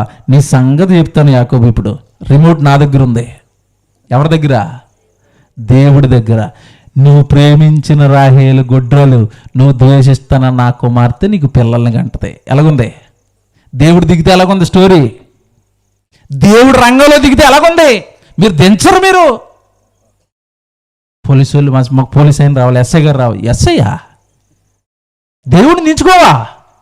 దేవుడు వద్దా? ఆడు కుటుంబంలో ఆడు ఎన్నో గోళ్ళ పెట్టుకొని నాకే కుటుంబం అంటే గోలంటే వీళ్ళ గోలేంట్రా బాబు? వాళ్ళు ఏమన్నా బాగున్నారా? మీలాంటి 100 కేసులు, ఈ 100 కేసులు ఒకటంటే ఆవిడ ఇంట్లోకి ఒక కేసు ఉంటుంది ఆయనకి, తలపోటాలకి. అందుకే పోలీసులు మీరు పోలీస్ స్టేషన్కి వెళ్ళండి. ఈ కుటుంబ గొడవలు ఏం చేస్తారంటే, కూర్చోండి సార్ వస్తున్నాడు అంటే ఊరికే లోపల నిద్రపోతూ ఉంటాడు రాడు బయటికి. విసిగిపోయి ఇంటికి వెళ్ళిపోతారండి మీరు. తెలుసా మీకు? జడ్జి చూడండి, జడ్జి గారికి మీరు కోర్టుకి అప్లై చేసిన తర్వాత వాయిదాలు వాయిదాలు వాయిదాలు. ఎందుకు? మీ చెప్పులు అరిగిపోయి కలిసిపోతారని. తెలుసా? ఏమంటే వీళ్ళకే ఎంత నీతి ఉంటే కలిపేయాలి, మిమ్మల్ని కలిపేయాలి, ఒకటైపోవాలని. పరలోకంలో మిమ్మల్ని కలిపిన మీ తండ్రికి ఎంత ఉంటుంది వీరిద్దరు ఒకటైపోవాలని. యాకోబు, నా కుమార్తెను ప్రేమించవా, ద్వేషిస్తావా? ఎలా ప్రేమించవో నేను చూస్తాను. నా కుమార్తెకు నీ బిడ్డలను ఇస్తాను. బిడ్డను చూసైనా నువ్వేం చేయాలి? ప్రేమించు. ఎన్ని గొడవలు వచ్చినా సరే బిడ్డను కన్నదనుకోండి భార్య, ఏమండి బిడ్డండి అని పట్టుకుని వెళ్తుంది అనుకోండి, ఏమైపోతారు చెప్పండి భర్త? పోలేమ్మ, తెలియ కొట్టానమ్మ, దా వెళ్ళిపోదాం మన ఇద్దరం. ఎందుకు? ఏం కన్నది అక్కడ? నాకు వారసుడిని కన్నదండి మా ఆవిడ, తీసుకుని వెళ్ళిపోతాడు. ఇక చాలామంది చూడండి, బిడ్డలు పుట్టిన తర్వాత మారిపోతారండి, బిడ్డలు పుట్టిన తర్వాత ఒకటైపోతారండి. వాళ్ళిద్దరి మధ్యలో ప్రేమ కలగాలంటే బిడ్డ పుట్టాలి. అమ్మ, నిన్ను ద్వేషిస్తున్నాడు మీ ఆయన, నీకు బిడ్డనిస్తాను. లేయా ద్వేషింపబడుట యెహోవా చూస్తాడు. ఆడపిల్లలకి బాగా ధైర్యాన్ని ఇచ్చే మాట చెప్తున్నాను ఈ రాత్రి. మిమ్మల్ని మీ పరలోకపు తండ్రి చూస్తాడు మీరు నమ్మితే. మనం నమ్మం కనుక మన కుటుంబాలు ఇలా కూలిపోతున్నాయి. మిమ్మల్ని చూస్తాడు. మిమ్మల్ని కొడితే తట్టుకోలేడు, మిమ్మల్ని తిడితే తట్టుకోలేడు, మీరు బాధపడితే తట్టుకోలేడు. మీ నాన్న అయినా ఈ నాన్న గురించి ఆలోచిస్తారు మీరు, ఆ నాన్న గురించి ఆలోచించరు. మా నాన్న నాకు చిన్నప్పుడు కారం పెట్టాడు, ఏమండి బిర్యానీ పెట్టాడండి. చిన్నప్పుడు మా నాన్న నాకు మొక్కజొన్న పొత్తులు కొన్నాడండి. ఇయ్యా, ఆ నాన్న గురించి ఆలోచించి మతిపోయింది నీకు. జతపరిచిన తర్వాత కుటుంబం ఎలాగుందో యెహోవా చూస్తున్నాడు. ఇది మర్చిపోకండి. మీరు కొట్టుకుంటే ఎవరు చూస్తున్నారు, మేము తిట్టుకుంటే ఎవరు కొంచెం తెలివైన వాళ్ళు ఉంటారండి. కాస్త తెలివైన వాళ్ళు అంటాను వీళ్ళని. ఎందుకంటే ఏం జరిగినా లోపల జరుగుతుంది. డోర్ లోపల అయ్యేసరికి ఏమండి అంటది ఆవిడ. కొంచెం తెలివైన వాళ్ళు అండి వీళ్ళు. ఎందుకంటే బయట మా కుటుంబం అలా రాకూడదు. ఎవడు గదిలో వేసుకున్న ఫైటింగ్ చూడలేదా? ఒక ఆయన చూసాడు. ఎవరు? అది ఆయనకి అసలు డోర్లు వేసినా చూస్తాడు, ఇంటి కప్పు వేసినా చూస్తాడు, ఏం వేసినా చూస్తాడు ఆయన. లేయా శ్రమ పడుట యెహోవా చూశాడు. ఇక్కడ మీరు పాయింట్ పట్టుకోవాలి. ఇంత శ్రమ అండి, ఇంత కష్టం అండి. వివాహం చేసండి, ఏమండి తండ్రి విడిచిపెట్టేసేటండి, లాభాన్ని వెళ్ళిపోమన్నాడు. అన్నదమ్ములు విడిచిపెట్టేశారు. వివాహం అయిన తర్వాత అందరూ పంపించేస్తారు కదా అత్తవారింటికి, అలా పంపించేశారు. వెళ్ళిపోయిన యాకోబేమో, నువ్వంటే నాకు ఇష్టం లేదు, నువ్వు నాకు దూరంగా ఉండు అంటున్నాడు. ఏం చేయాలి ఇప్పుడు ఆవిడ? ఎవరికి చెప్పుకోవాలి బాధ, ఎవరికి చెప్పుకోవాలి కష్టం?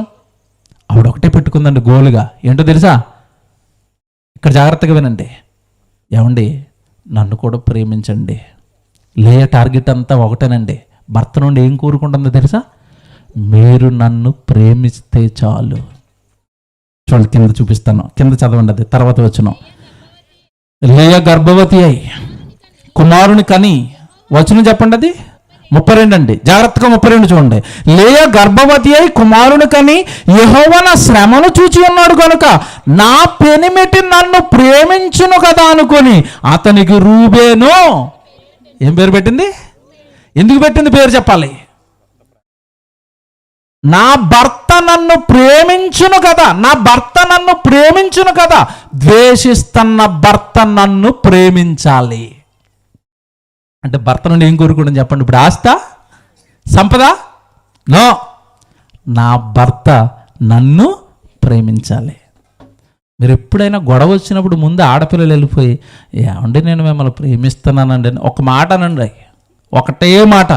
కుక్క పిల్లల మీ వెనకాల తిరుగుతాడు ఆయన. ప్రేమిస్తున్నానండి, మీరంటే నాకు ఇష్టమనండి ఆడపిల్ల అన్నదనుకోండి, భార్య వెళ్ళిపోయి ఎలాగుంటుంది అక్కడ? పోలేమ్మా, నేను తెలియకనేసానమ్మా, మాట తెలియక కొట్టేసానమ్మా, నన్ను ప్రేమిస్తాను, నిన్ను నేనెందుకు విడిచిపెట్టుకుంటాను? ఎందుకంటే బైబిల్లో మాట చెప్పాడు, పురుషుడు తన తల్లిని తండ్రిని విడిచి ఎవరిని హత్తుకున్నాడు? భార్యను హత్తుకున్నాడు, నిన్ను హత్తుకున్నాడు. నువ్వు దూరం చేసుకుంటే ఎలాగా? నువ్వు మాటలంటే ఎలాగా? అతని ప్రవర్తన బాగోలేదని అలా రోడ్ల మీద విడిచిపెట్టేస్తే ఎలాగా? మార్చుకోవాలి. మార్చుకుంటుంది లేయా. ఏమండి, మీరు నన్ను ద్వేషించకండి, నన్ను ప్రేమించండి, నేను మీకు బిడ్డలు కంటాను, మీ కుటుంబాన్ని నిలబెడతాను, మీకు వారసులు కంటాను. మీరు నన్ను ప్రేమించండి, మీరు నన్ను ప్రేమించండి. మీ ప్రేమ చాలు నాకు, మీ ప్రేమ. ద్వేషిస్తున్న భర్తను ప్రేమించాలని కోరుకుంటున్న భార్య. టైటిల్ వేసాం, ఏమనేసాం? శ్రమలలో కుటుంబాన్ని నిలబెట్టుకుంటున్న స్త్రీ. ఇప్పుడు మీరు చెప్పండి, ఇక్కడ కూర్చున్న కుమార్తెలు ఎవరికైనా ఇంత కష్టం ఉందా మీ కుటుంబంలో? ఇంత దారుణమైన శ్రమలు ఉన్నాయా? ఈవిడ పాటలేదో ఈవిడ పడుతుందండి. మొదట కొడుకుని కన్నది, రూబేను పట్టుకెళ్ళి పెట్టింది భర్త ముందు. ఏమండి మీకు బిడ్డను కన్నానండి, మీరు నన్ను ప్రేమించండి అంటే ఆ మొత్తం వదలలేదు ఇంకా ఈయనకి. ఎవరికి? యాకోబుకి రాహేలు మొత్తం వదలలేదు. ప్రేమిస్తాడు అనుకుంటే ప్రేమించలేదండి, మరలా దేవుడి దగ్గరికే వచ్చింది. చూడండి ఎంత బాగుంటుందో. తర్వాత వచ్చిన ఆమె మరలా గర్భవతి అయ్యి కుమారుని కని, నేను ద్వేషింపబడితినన్న సంగతి యెహోవా విన్నాడు కనుక ఇతన్ని కూడా నాకు దయచేసిననుకొని అతనికి షిమ్యోను అని పేరు పెట్టెను. ఆమె మరలా గర్భవతి కుమారుని కని తొలకు ఈసారి నా పెనిమిటి నాతో హత్తుకొని ఉండును. చూసారా ఏమంటుంది? ఈసారి నా పెనిమిటి నాతో హత్తుకుంటాడు, నాతో హత్తుకుంటాడు, నన్ను ద్వేషిస్తున్నాడు, నాకు దూరంగా నా భర్త ఉండకూడదు. బా, ఏంటండి ఇది? ఎప్పుడైనా ఆడపిల్లలుగా మీరు ఇలా ఆలోచించారా? నా భర్త నన్నే హత్తుకొని ఉండాలి, మేము కుటుంబం అయి ఉండాలి, మేము ఇద్దరం కలిసే ప్రార్థనకి వెళ్ళిపోవాలి. ఇందా చెప్పాను కదండి, కష్టపడి భర్త ఇంటికి వస్తే అన్నం పెట్టడం లేదు చాలామంది, కాస్త నీళ్ళు ఇవ్వటం లేదు, ఆయన ఆదరించటం లేదు. ఇప్పుడు చూడండి, ద్వేషిస్తుంటే ఏమన్నా నన్ను హత్తుకోనండి, నన్ను ప్రేమించండి, నేను మిమ్మల్ని నీకు బిడ్డలను కంటానండి. ఎంత బాగుందండి. 3 బిడ్డలు కన్నదా? రూబెన్ అయిపోయాడు, షిమ్యోను అయిపోయాడు. తుదకు హత్తుకొని అనుకుని అతనికి 3 కుమారులను కంటిననుకొనెను. అందుచేత అతనికి లేవి అని పేరు పెట్టెను. ఆమె మరలా గర్భవతి కుమారుని కని ఈసారి యెహోవాను స్తుతించెదరు అనుకొని అతనికి యోదాను పేరు పెట్టెను. అప్పుడు ఆమెకు కానుపు ఏమంటే 4 బిడ్డలండి, రాసుకోండి లిస్టు. రూబేను, షిమ్యోను, లేవి, యోదా. ఈ 4 కన్నది. అయినా యాకోబు ప్రేమ మాత్రం ఇతడికి దక్కటం లేదు, లేయకి దక్కలేదండి. యాకోబు ప్రేమించటం లేదు. ఇన్ని శ్రమల మధ్యలో 4 బిడ్డలు కానీ గర్భం ఉడికిపోయింది, భర్త ప్రేమ కోసం ఎదురు చూస్తుంది. ఈ లోపండి చెల్లి కత్తి కట్టేసింది దేవుడి మీద. ఎవరి మీద? అక్క మీద. ఏంటి నువ్వు బిడ్డలను కంటావా? యాకోబు మీద గొడవ వేసుకుంటుంది. ఎవరు? రాహేలు. ఏంటి నువ్వు మా అక్కకి బిడ్డలను కంటావా? నాకు బిడ్డలను కనవా? అసలు నువ్వు నాకు బిడ్డలను ఇస్తావా లేదా అని గొడవ వేసుకుంటుంది. ఈవిడ క్యారెక్టరే గొడవ క్యారెక్టర్ అండి బాబు. తలపోటు ఈవిడ. రాహేలు అనేసరికి తలపోటు. అందరూ యాకోబు రాహేలును ప్రేమించాడని ఇంతకాలం మీరు రాహేలు సూపర్ అనుకుంటున్నారేమో. సభాముఖంగా బైబిల్ని బట్టి చెప్తున్నానండి, రాహేలు దొంగ. తెలుసా? దొంగ. ఇంకోటి చెప్పిన రాహేలు గురించి, రాహేలు అసలు దేవుణ్ణి నమ్మదు. చెప్తాను ఇప్పుడు అవన్నీ మీకు బైబిల్లో నుంచి. లేయా కష్టం వచ్చిన వెంటనే ఎవరి దగ్గరికి వెళ్ళింది? దేవుడు. దేవుడు నన్ను చూస్తున్నాడు, దేవుడు నాకు బిడ్డనిచ్చాడు. ఈ లక్షణాలు ఎక్కడైనా రాహేల్లో కనపడుతున్నాయా? ఎవరిని అడుగుతుంది బిడ్డలు ఇమ్మని? ఎందుకు భర్తను ఎందుకు అడుగుతుంది? బిడ్డలనిచ్చేది దేవుడు అన్న జ్ఞానం లేయాకుంది, కానీ ఎవరికి లేదు? రాహేలుకి లేదు. ఇప్పుడు ఒక వచనం జ్ఞాపకం చేస్తాను ఇప్పుడు మీకు. గుణవతి అయిన భార్య దొరుకుట అరుదు.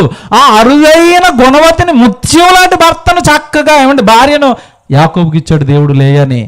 ఈవిడ నా భార్య, ఈవిడను నాకు జతపరిచాడు అన్నది మర్చిపోయి లేస్తే రాహేలు, పడుకుంటే రాహేలు, రాహేలు రాహేలు అంటున్నాడు. నేను నిక్కనుస్తాను ఆగాడున్నాడు దేవుడు.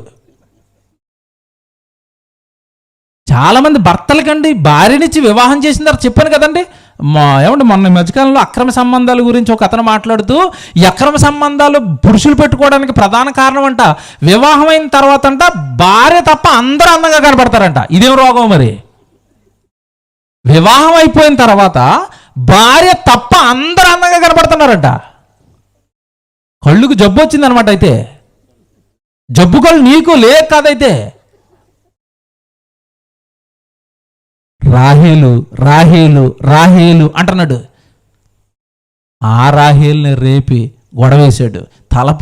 తలపోటు యాకోబుకి. అమ్మా, నేను నీకు పిల్లల్ని ఇవ్వటం ఏంటి? పిల్లల్ని ఎవరివ్వాలి? దేవుడు ఇవ్వాలి. మీ అక్క ఎంత జ్ఞానం. అక్కడైనా ఈయనకి లైట్ వెలిగిందంటే, అమ్మో ఈవిడ నువ్వు అంటే దేవుడు అంటుంది, ఈవిడేమో గొడవ వేసుకుంటుంది, బాబో ఈవిడ తలపోటు అని అక్కడ కూడా వెలగట్లేదు లైటు యాకోబుకి. రాహేలే. ఎందుకంటే రాహేలుకి ఏముంది? రూపం ఉంది. అంటే ఇక్కడ యాకోబు గుణం ఎత్తుక్కోవట్లేదు. ఏం ఎత్తుకుంటున్నాడు? రూపాన్నే. దెబ్బ అయిపోయాడు అంటే ఇంక తర్వాత చెప్పుకుంటూ వెళ్ళిపోతాం. జాగ్రత్తగా వినండి, స్టోరీ మీకు చాలా తెలియాలి. టైం అయిపోయింది ఇప్పటికే. జాగ్రత్తగా వినండి. ఇన్ని గొడవల మధ్యలో, ఇన్ని కొట్లాటల మధ్యలో యాకోబు జీవనాన్ని అలా కొనసాగిస్తున్నాడు. ఈ లోపండి కాను పుడికిపోయింది కదా. ఎవరికి? లేయాకి. మరలా దేవుడిని అడిగిందండి, ఏమండి మరి మీరు 4 పిల్లల్ని ఇచ్చారు, అయినా నా భర్త నన్ను ప్రేమించడం లేదనేసరికి దాసిని పంపించింది. లేయా దాసి జిల్ఫా అని ఉంటుంది. ఆ జిల్ఫాను పంపించిన తర్వాత ఆమెకు మరలా 2 కుమారులను ఇచ్చాడండి దేవుడు. వాళ్ళ పేర్లు చెప్తాను, రాసుకోండి. గాదు, ఆషేరు. వీళ్ళిద్దరూ లేయా దాసి జిల్ఫాకు పుట్టిన పిల్లలండి. అంటే ముందు ఎంతమందిని కన్నది? 4. ఇప్పుడు ఎంత? 2. మొత్తం ఎంత చెప్పండి? 6 అయిపోయిన తర్వాత అప్పటికీ యాకోబు ప్రేమించటం లేదు. ఎవడు మళ్ళా అడుగుతుంది దేవుడిని, దేవా ఇంకా నేను బిడ్డల కంటే ప్రేమిస్తాడేమో. ఏమండి ఊరకనే ఇవ్వండి, బిడ్డలను ఎందుకు అడుగుతుంది? ఇక్కడ డౌట్ రావాలి మీకు. అప్పట్లో ఆస్తి అంటే ఏంటి అనుకుంటున్నారు? బిడ్డలే ఆస్తి. ఒకప్పుడు మన తాతల కాలానికి వెళ్ళిపోతే ఏంటి చెప్పండి హోదా? కుటుంబంలో ఎంతమంది ఎక్కువ సంతానం ఉంటే అదే హోదా. అమ్మ వాళ్ళ చిన్న కుటుంబం కాదండి, 7 సంతానం అంట, 9 మంది సంతానం అంట అని గొప్పగా చెప్పుకునేవారు కదా ఒకప్పుడు. సేమ్ అదే. ఎక్కువ మంది పిల్లల కంటే ఎక్కువగా నన్ను ప్రేమిస్తాడేమో. అక్కడ 4, జిల్ఫాకు పుట్టిన 2, 6 పిల్లలకి అన్నది, అయినా భర్త ప్రేమించటం లేదు. మరలా దేవుణ్ణి అడుగుతుందండి లేయా, ఏమండి కొంచెం మరి నాకు ఏమైనా ఇంకొక పిల్లల్ని ఇస్తే బాగుంటుందంటే, ఉడిగిపోయిన కానుపును బాగు చేశాడు దేవుడు. మళ్ళా ఎవరిది? నాకు భలేగా ఆశ్చర్యం వేసిందండి ఆ మాట. ఈ మధ్యకాలంలో చాలామంది ఆడపిల్లలకి త్వరగా పిల్లలు పుట్టడం లేదు. అంటే ఏదో PCOD అని ఏదో అంటున్నారండి, కొత్త జబ్బు అది. ఏంటంటే ఆ జబ్బు ఏమీ లేదు, ఆ గర్భసంచి చుట్టూ ఏవో గాలి పొడగలు వస్తున్నాయంట. అందుకని అక్కడ పిండం నిలబట్టలేదు. చిన్న ట్రీట్మెంట్ చేసుకుంటే తగ్గుతుంది. వెళ్ళరు హాస్పిటల్కి. బిడ్డలు కనాలని లేదు. దేవుడు నా గర్భాన్ని చక్కగా పండించాలని ఏవో రకరకాల తిండులు తినటం వల్ల ఇవి వస్తున్నాయి. అవి తినడం విషయంలో మీరు మానేయండి, డాక్టర్లు చెప్పినా మానేయరు. ఉడికిపోయిన గర్భాన్ని బాగు చేశాడు దేవుడు. నిజంగా మీ గర్భం దేవుడికే అయితే దేవుడు మీ గర్భాలను పండిస్తాడు, బిడ్డలను ఇస్తాడు. ఉడికిపోయిన కానుపును బాగు చేసిన తర్వాత మళ్ళా బిడ్డలను కన్నదండి. వాళ్ళకి ఏమని పేరు పెట్టిందో తెలుసండి? 18వ వచనం చూడండి. లేయా, నేను నా పెనిమిటికి నా దాసినిచ్చినందున దేవుడు నాకు ప్రతిఫలము దయచేసిన అనుకుని అతనికి ఇస్సాకారు అని పేరు పెట్టెను. లేయా మరలా గర్భవతి, యాకోబునకు 6వ కుమారుడి కని. ఇప్పుడు లేయా దేవుడు మంచి బహుమతి నాకు దయచేసను అని నా పెనిమిటి 6 కుమారులు కని ఉన్నాను గనుక అతడు ఇక్కడ నాతో కాపురము చేయుననుకుని అతనికి జెబూలూను అని పేరు పెట్టెను. ఆ తర్వాత ఆమె కుమార్తెను కానీ ఆమెకు దేనా. ఇప్పుడు చెప్తాను, సంతానం రాసుకోండి పేర్లు. 1 రూబేను, 2 షిమ్యోను, లేవి, ఇస్సాకారు, తర్వాత గాదు, ఆషేరు, తర్వాత ఇస్సాకారు, యోధ, క్షమించండి మధ్యలో 4వది యోధ. 5వసారికి వచ్చేసరికి గాదు, ఆషేరు, ఇస్సాకారు, నెక్స్ట్ జెబూలూను, తర్వాత దేనా. మొత్తం ఎంతమంది చెప్పండి? కరెక్ట్గా లెక్క పెట్టి చెప్పండి. 9. 6 అబ్బాయిలు. 6 అబ్బాయిలు. సారీ 6 కాదు, 6 ఏంటి? 8 మంది అబ్బాయిలు, 1 కూతురు. 9 మంది సంతానానికి అన్నదే. ఆ గోత్రాలు అవే. యోధా గోత్రం, లేవి గోత్రం, 4 గోత్రాలు అనుకున్నారు కదా, ఇదే కదా.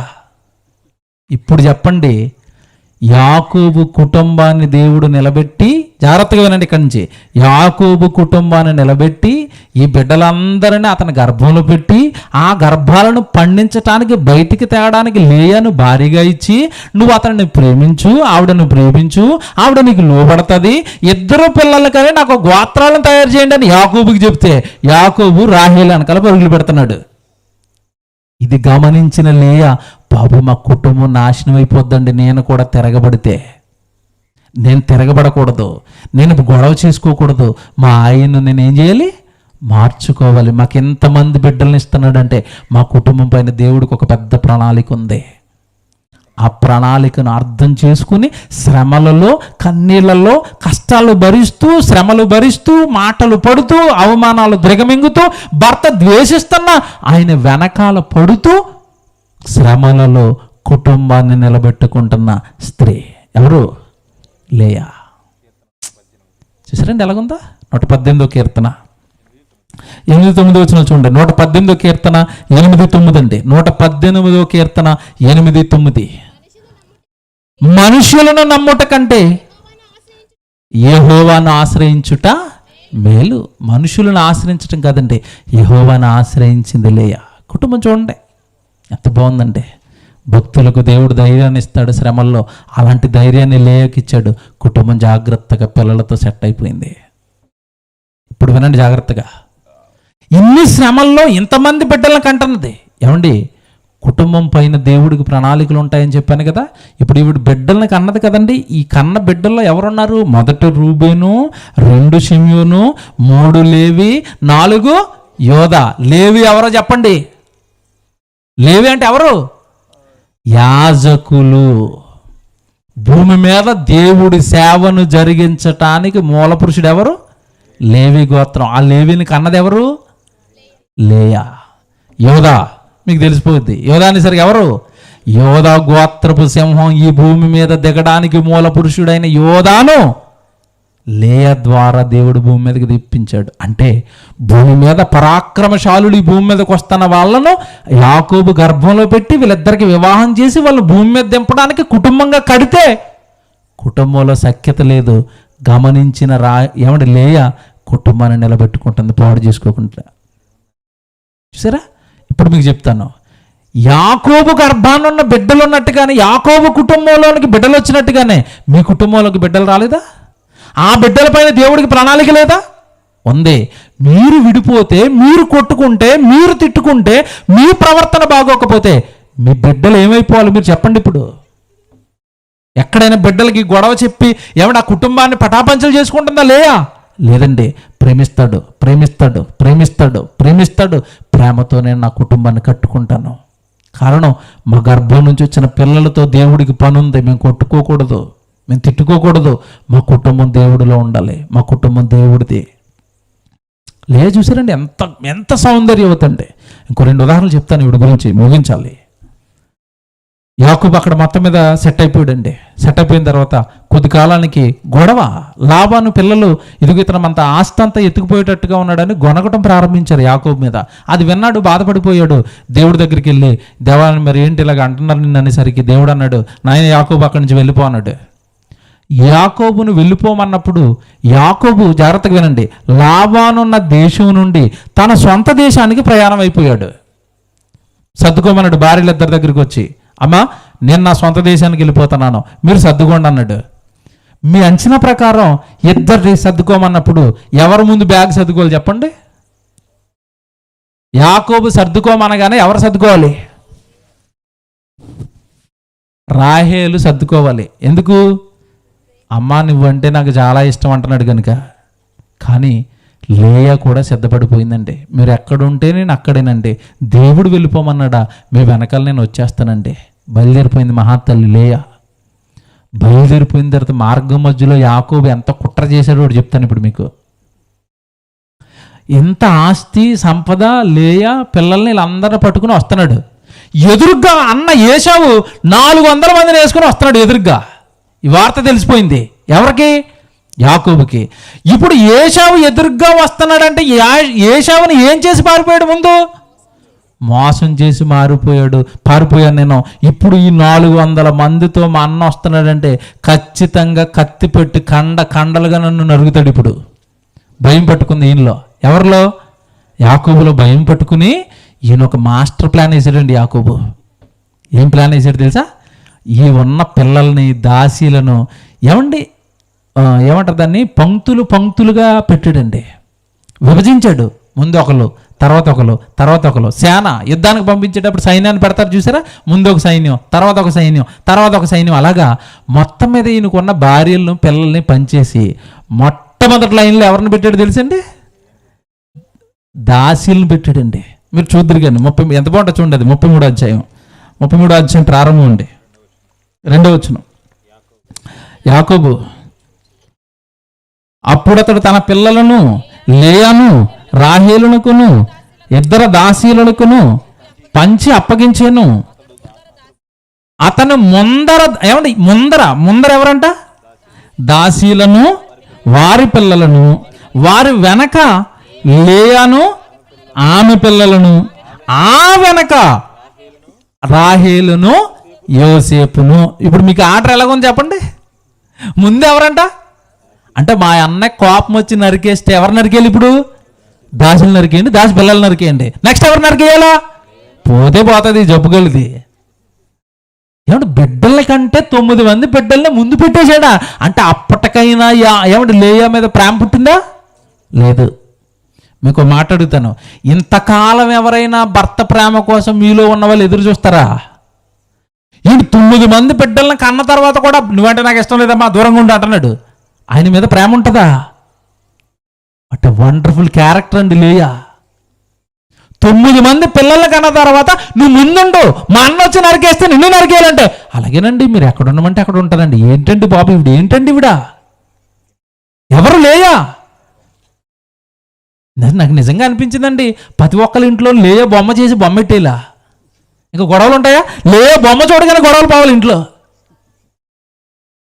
9 మంది బిడ్డల కన్న తర్వాత భర్త ప్రేమించకుండా నువ్వు ముందుండి చచ్చిపో అంటే అలాగేనండి మీకు అని చచ్చిపోతాను. ఏంటండి ఇది? ఏంటండి ఈ ప్రేమ? ఏంటండి? ఒకదానికి లోబడుతుంది ఆవిడ. ఏంటది? ప్రారంభంలో యేసు చెప్పాడు, మీ ఇద్దరిని జతపరిచింది ఎవరు?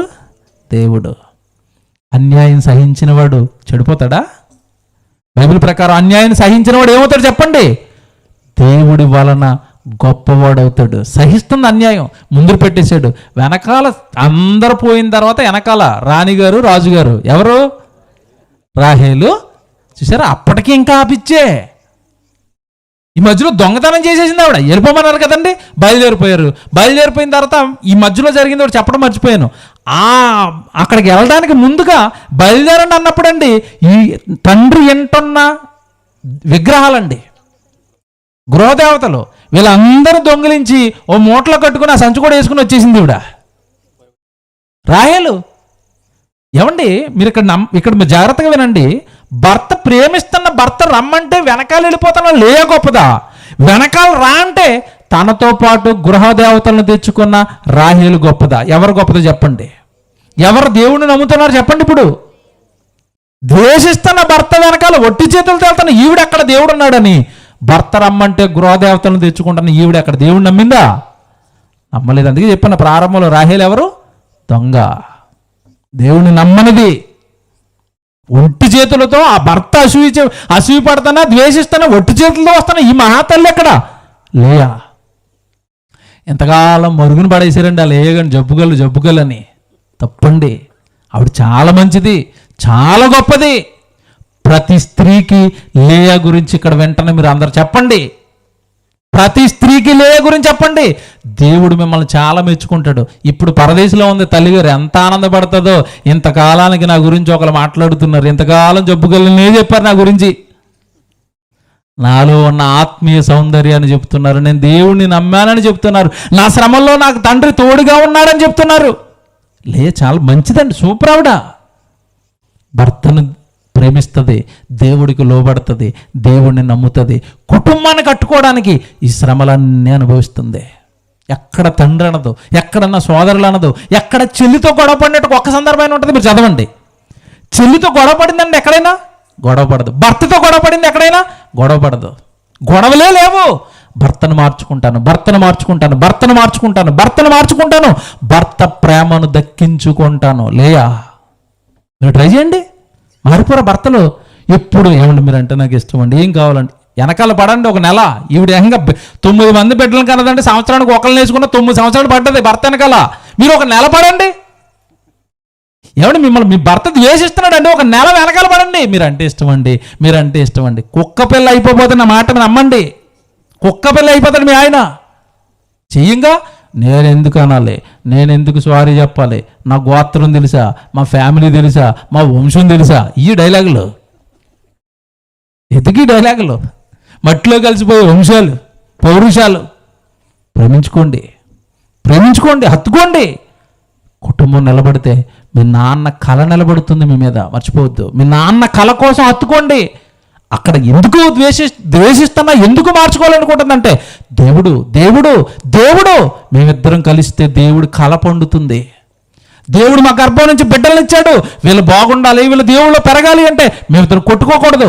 నాకెంత అన్యాయం అయినా, భర్త నన్ను ఎంత ద్వేషిస్తున్నా నేను తట్టుకుంటాను దేవుడి కోసం. ఆ శక్తిని దేవుడు లేకిస్తున్నాడు, మీకు ఇస్తాడు. ట్రై చేయండి. మనసు ఉండాలి కదండి మనకి, మా కుటుంబం దేవుడు దన్న మనసు ఉండాలి కదండి, మేము కలిసి ఉండాలన్న మనసు ఉండాలి కదండి. ఏది మనసేది? దేవుని పిల్లలారా, లేయా ముందు ఉండిపోయిందా? చివరికి ఏం జరిగిందో చెప్పనండి. అనుకున్నది సాధించిందండి లేయా. చివరికి భర్త ప్రేమ ఎవరికి దక్కిందో తెలుసా? ఏమంటే అప్పట్లో సమాధి అనగానే అదొక చారిత్రాత్మక ఘట్టం. అది యాకోబు మూల పురుషుడు ఎవరు చెప్పండి?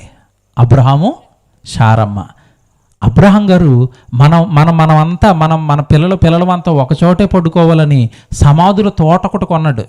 అక్కడే అబ్రహామును సమాధి చేశారు, అక్కడే శారమ్మను సమాధి చేశారు, అక్కడే ఇస్సాకును సమాధి చేశారు, అక్కడే ఇస్సాకు యొక్క భార్య రెబెకాను సమాధి చేశారు.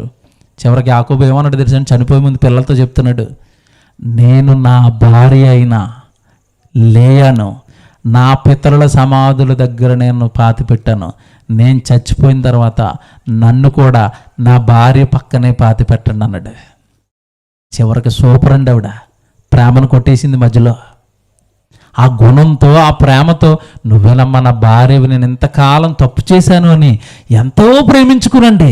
మార్గం మధ్యలో ఆవిడ చచ్చిపోతే కొన్ని 100 కిలోమీటర్లు ప్రయాణం చేసి తన భార్య శవాన్ని పట్టుకెళ్ళి పితరుల సమాధుల దగ్గర పాతిపెట్టి కొడుకులతో చచ్చిపోయి ముందు అంటున్నాడు, మీ అమ్మ లేయని నేను అక్కడ పాతి పెట్టాను, నన్ను కూడా అక్కడే పాతి పెట్టండి అన్నాడు. దక్కించుకుందా ప్రేమని? కొట్టేసిందండి. ఈ మధ్యలో ఈవిడేమైపోయింది? గయ్యాలి. ఎవరు? రాహేల్ ఏమైపోయిందో తెలుసా? మార్గం మధ్యలో చచ్చిపోయిందండి. ఆ ద్రోవలోనే పాతిపెట్టి చనిపోయాడు యాకోబు. అమ్మయ్య, గోలపోయిందిరా నాయన నాకు తెలుసా. చదివించడానికి టైం అయిపోయిందండి. బోర్డు మళ్ళీ తిప్పాలి, అధ్యాయాలు మీకు ఉంటాయి, రాసుకుని తర్వాత చదువుకొని చెప్పేస్తాను. ఆదికాండము 49వ అధ్యాయం 28 నుంచి 33 వరకు రాసుకోండి. అక్కడ యాకోబు చెప్తున్నాడు, మీ అమ్మ లేయా దగ్గర నన్ను పాతి పెట్టండి అంటాడు. 49వ అధ్యాయము 49వ అధ్యాయం క్షమించండి 49వ అధ్యాయము 28 నుంచి 33 వరకు. ఏమంటే రాహేలు మధ్యలో ఉండిపోయిందని చెప్పాను కదా. ఆదికాండము 35వ అధ్యాయము 18 వచనంలో దారిలో పాతి పెట్టేశాడు. ఆదికాండం 35:18 చదువుకోండి తర్వాత. రాహేలు అలాగైపోయిందండి. లేయా మాత్రం భర్త ప్రేమను దక్కించుకుని భర్త ప్రేమకు ఏమండి ఆ కుటుంబానికి చక్కగా దేవుడికి నచ్చిన ఒక గుణవతిగా లేయా ఎదిగిపోయింది. మీరు ఆలోచించుకోండి. ఇప్పుడు చిన్న చిన్న కారణాలుగా ఉప్పుకి, పప్పుకి, కూరలకి, తిండికి, బట్టకి, ఏమండి లోక సంబంధమైన ఎగోలికి, లోక సంబంధమైన ఆశలకి భర్తను భార్యను విడగొట్టుకుంటున్నారా? తప్పులు చేస్తున్నారా? ఒకరినొకరు ద్వేషించుకుంటున్నారా? లేదు, తప్పు చేస్తున్నారు. ఒక్కసారి లేయా జీవితాన్ని ముందు పెట్టుకోండి. ఆవిడ ఎన్ని శ్రమల్లో కుటుంబాన్ని కట్టుకుంది. నీ భార్య ఏమైనా నన్ను శ్రమలు పెడుతుందా? నీ భర్త ఏమైనా నన్ను శ్రమలు పెడుతున్నాడా? ఎందుకు చిన్న చిన్న గిల్లి కజ్జాలతో మీరు దూరం అయిపోయి దేవుడికి బాధను మిగులుస్తున్నారు? చివరికి మాట చూపించి ముగించేస్తాను. కొరింథీయులకు రాసిన మొదటి పత్రిక 7వ అధ్యాయము. కొరింథీయులకు రాసిన మొదటి పత్రిక 7వ అధ్యాయం 13-14 అండి. కొరింథీయులకు రాసిన మొదటి పత్రిక 7వ అధ్యాయము 13-14. మరియు ఏ స్త్రీకైనను అవిశ్వాసి అయిన భర్త ఉండి ఆమెతో కాపురము చేయి ఇష్టపడిన ఎడల ఆమె అతనిని పరిత్యజింపకూడదు. అవిశ్వాసి అయిన భర్త భార్యను బట్టి పరిశుద్ధపరచబడును. ఎంతమంది చూడండి, అవిశ్వాసి అయిన భర్త భార్యను బట్టి, నిన్ను బట్టి నీ భర్త పరిశుద్ధపరచబడతాడా? నిన్ను బట్టి నీ భర్త పరిశుద్ధుడిగా మారతాడా? నిన్ను బట్టి నీ భర్త మారతాడా? నువ్వు మార్చుకునే ప్రయత్నాలు ఎక్కడ చేస్తున్నావు? ఎప్పుడు ఆయన్ని నిందించటం, ఆయన చేస్తున్న తప్పులన్నీ అందరి మధ్యలోనూ పెట్టడం. ఎప్పుడు చూపించావు నువ్వు ప్రేమ అతన్ని పరిశుద్ధపరచడానికి, అతన్ని మార్చుకోవడానికి? ఎవడో నేను చాలామందికి ఒక చోట బాధ ఎక్కడ వేస్తుందంటే, ఏ చర్చికి వెళ్ళినా సరే ఎక్కువ ఎవరుంటారు చెప్పండి? మరి పురుషులేరి వస్తాళ్ళండి, పనికి వెళ్ళాడు, నేను వచ్చాను కదా ప్రార్థనకి అంటే నువ్వు పరలోకం వెళ్ళిపోతావు, ఆయన ఎక్కడికి వెళ్ళాలి మరి? అంటే చర్చికి వచ్చి నువ్వు పరలోకం కొట్టేస్తావు, మరి ఆయన సంగతి ఏంటి? గుడ్లాగా నీ కోసం నీ కుటుంబం కోసం కష్టపడి నరకానికి వెళ్ళిపోవాలా, గుడికి రాక, దేవుడి దగ్గరికి రాక? ఇదేం ప్రేమ? నీ ప్రవర్తనను బట్టి అతను ఏమవ్వాలి? పరిశుద్ధపరచబడతాడు. తర్వాత మాట చూడండి, అవిశ్వాసురైన భార్య విశ్వాసి అయిన భర్తను బట్టి పరిశుద్ధపరచబడును. భార్య ఏమైనా అవిశ్వాసంగా ఉందా? లాక్కిరా, నాయన దేవుడి దగ్గరికి తీసుకురా, మంచి మాటలు చెప్పు, ప్రేమించు, హత్తుకో, ఆవిడని ఎలాగైనా మారండి, ఒకరినొకరు మార్చుకోండి, లేకపోతే నష్టం ఏం జరుగుతుందో చెప్తారు చూడండి ఇక్కడ. అవిశ్వాసురైన భర్త విశ్వాసి అయిన భర్తను బట్టి పరిశుద్ధపరచబడును, లేని ఎడల మీ పిల్లలు అపవిత్రులైపోతారు. ఇప్పుడు మీరిద్దరు ఆలోచించవలసింది ఎవరి కోసం? మీ పిల్లలు అపవిత్రులు అవుతారు మీరు మారకపోతే. మీ పిల్లలు పాడైపోతారు మీరు కలవకపోతే. వాళ్ళ మీద ఎన్నో కలలు కన్నాడు. ఈ జగత్తు పునాది వేయబడక మునుపు వాడు రావాలని కోరుకొని మీ గర్భంలో పెట్టాడు. మీ సమస్యలతో, మీ కొట్లాటలతో, మీ గొడవలతో, మీ ఇగోలతో జగత్తు పునాది వేయబడక మునుపు రావాలని కోరుకున్న తన కొడుకుని, తన కుమార్తెని మీ చేతుల్లో మీ పిల్లలుగా పెడితే మీ గోల కోసం వాళ్ళ జీవితాలు నాశనం చేస్తారా? మీ పిల్లలు ఏమైపోతారంట? అపవిత్రులైపోతారు. వాళ్ళని పాడు చేసేస్తారా? వద్దండి. పిల్లల కోసం ఆలోచించండి. లేయా అదే ఆలోచించింది. రూబేను కోసం ఆలోచించింది, షిమ్యోను కోసం ఆలోచించింది, యోధా కోసం ఆలోచించింది, బిడ్డల కోసం ఆలోచించింది. ఆవిడ బిడ్డలను పెంచాలి, నా భర్తతో నేను విడిపోకూడదు, ఆయన ఏమన్నా సహించుకుంటాను, భరించుకుంటాను, భర్త యజమానుడు, కట్టుకుంటాను కుటుంబాన్ని. మా పిల్లలు ఏమైపోవాలి? మీకు ఎప్పుడైనా చింత వస్తుందా? మీకు ఎప్పుడైనా బాధ వస్తుందా పిల్లల విషయంలో? కనుక దేవుని పిల్లలారా, దేవుడు ప్రేమించి చెప్పాడు ఈ రాత్రి మాటలన్నీ. మీ కుటుంబాలంటే దేవుడికి చాలా ఇష్టంతో జతపరిచాడు మీ ఇద్దరిని. మీ ఇద్దరు ఒక్కటవుతుంటే చూసి కన్న తండ్రి మీ గర్భాలలో బిడ్డను పెట్టాడు. అన్నీ చూస్తున్నాడు, మర్చిపోకండి. అన్నీ చూస్తున్నాడు. భార్య తప్పుడుగా ఉంటుందా, భర్త తప్పుడుగా ఉంటున్నాడా, అన్నీ చూస్తున్నాడు ఆయన. కానీ తప్పులు అందరిలోనూ ఉంటాయి, బలహీనతలు అందరిలోనూ ఉంటాయి. మార్చుకున్నవాడే గొప్పవాడు. మనలో బలహీనతలు ఉన్నాయండి. సంఘాన్ని ఏమంటే దేంతో పోల్చాడు? భార్యతో పోల్చాడు. మనకు భర్త ఎవరు? యేసు ప్రభువు. మన బలహీనతలు, మన పాపాలను చూసి మన భర్త అయిన యేసుక్రీస్తుల వారు భార్య అయిన సంఘం కోసం ఏమైపోయాడు? ప్రాణం పెట్టాడు. నీ భార్య కోసం ప్రాణం పెడుతున్నావా? నీ భార్యను మార్చుకోవాలని ప్రయత్నిస్తున్నావా? నీ భార్యను చక్కటి స్థితిలో పెట్టాలని ఏమైనా ఆలోచిస్తున్నావా? దేవుళ్ళో తప్పు చేస్తున్నామండి, తప్పు చేస్తున్నాం. కుటుంబంగా జతపరిచింది దేవుడు. లేయకత అర్థమైపోయింది, కుటుంబాన్ని కట్టుకుంది, భర్తను మార్చుకుంది, భర్తను ప్రేమను పొందుకుంది. మీ సంగతి ఏంటి? లేయ ఈరోజు మిమ్మల్ని అడుగుతుంది, ఏమండి బైబిల్ ప్రకారం మీరు బాగా బైబిల్ చదువుకుంటే అంచెదినాన్న మన మీద తీర్పురులుగా చాలామంది నిలబడతారు.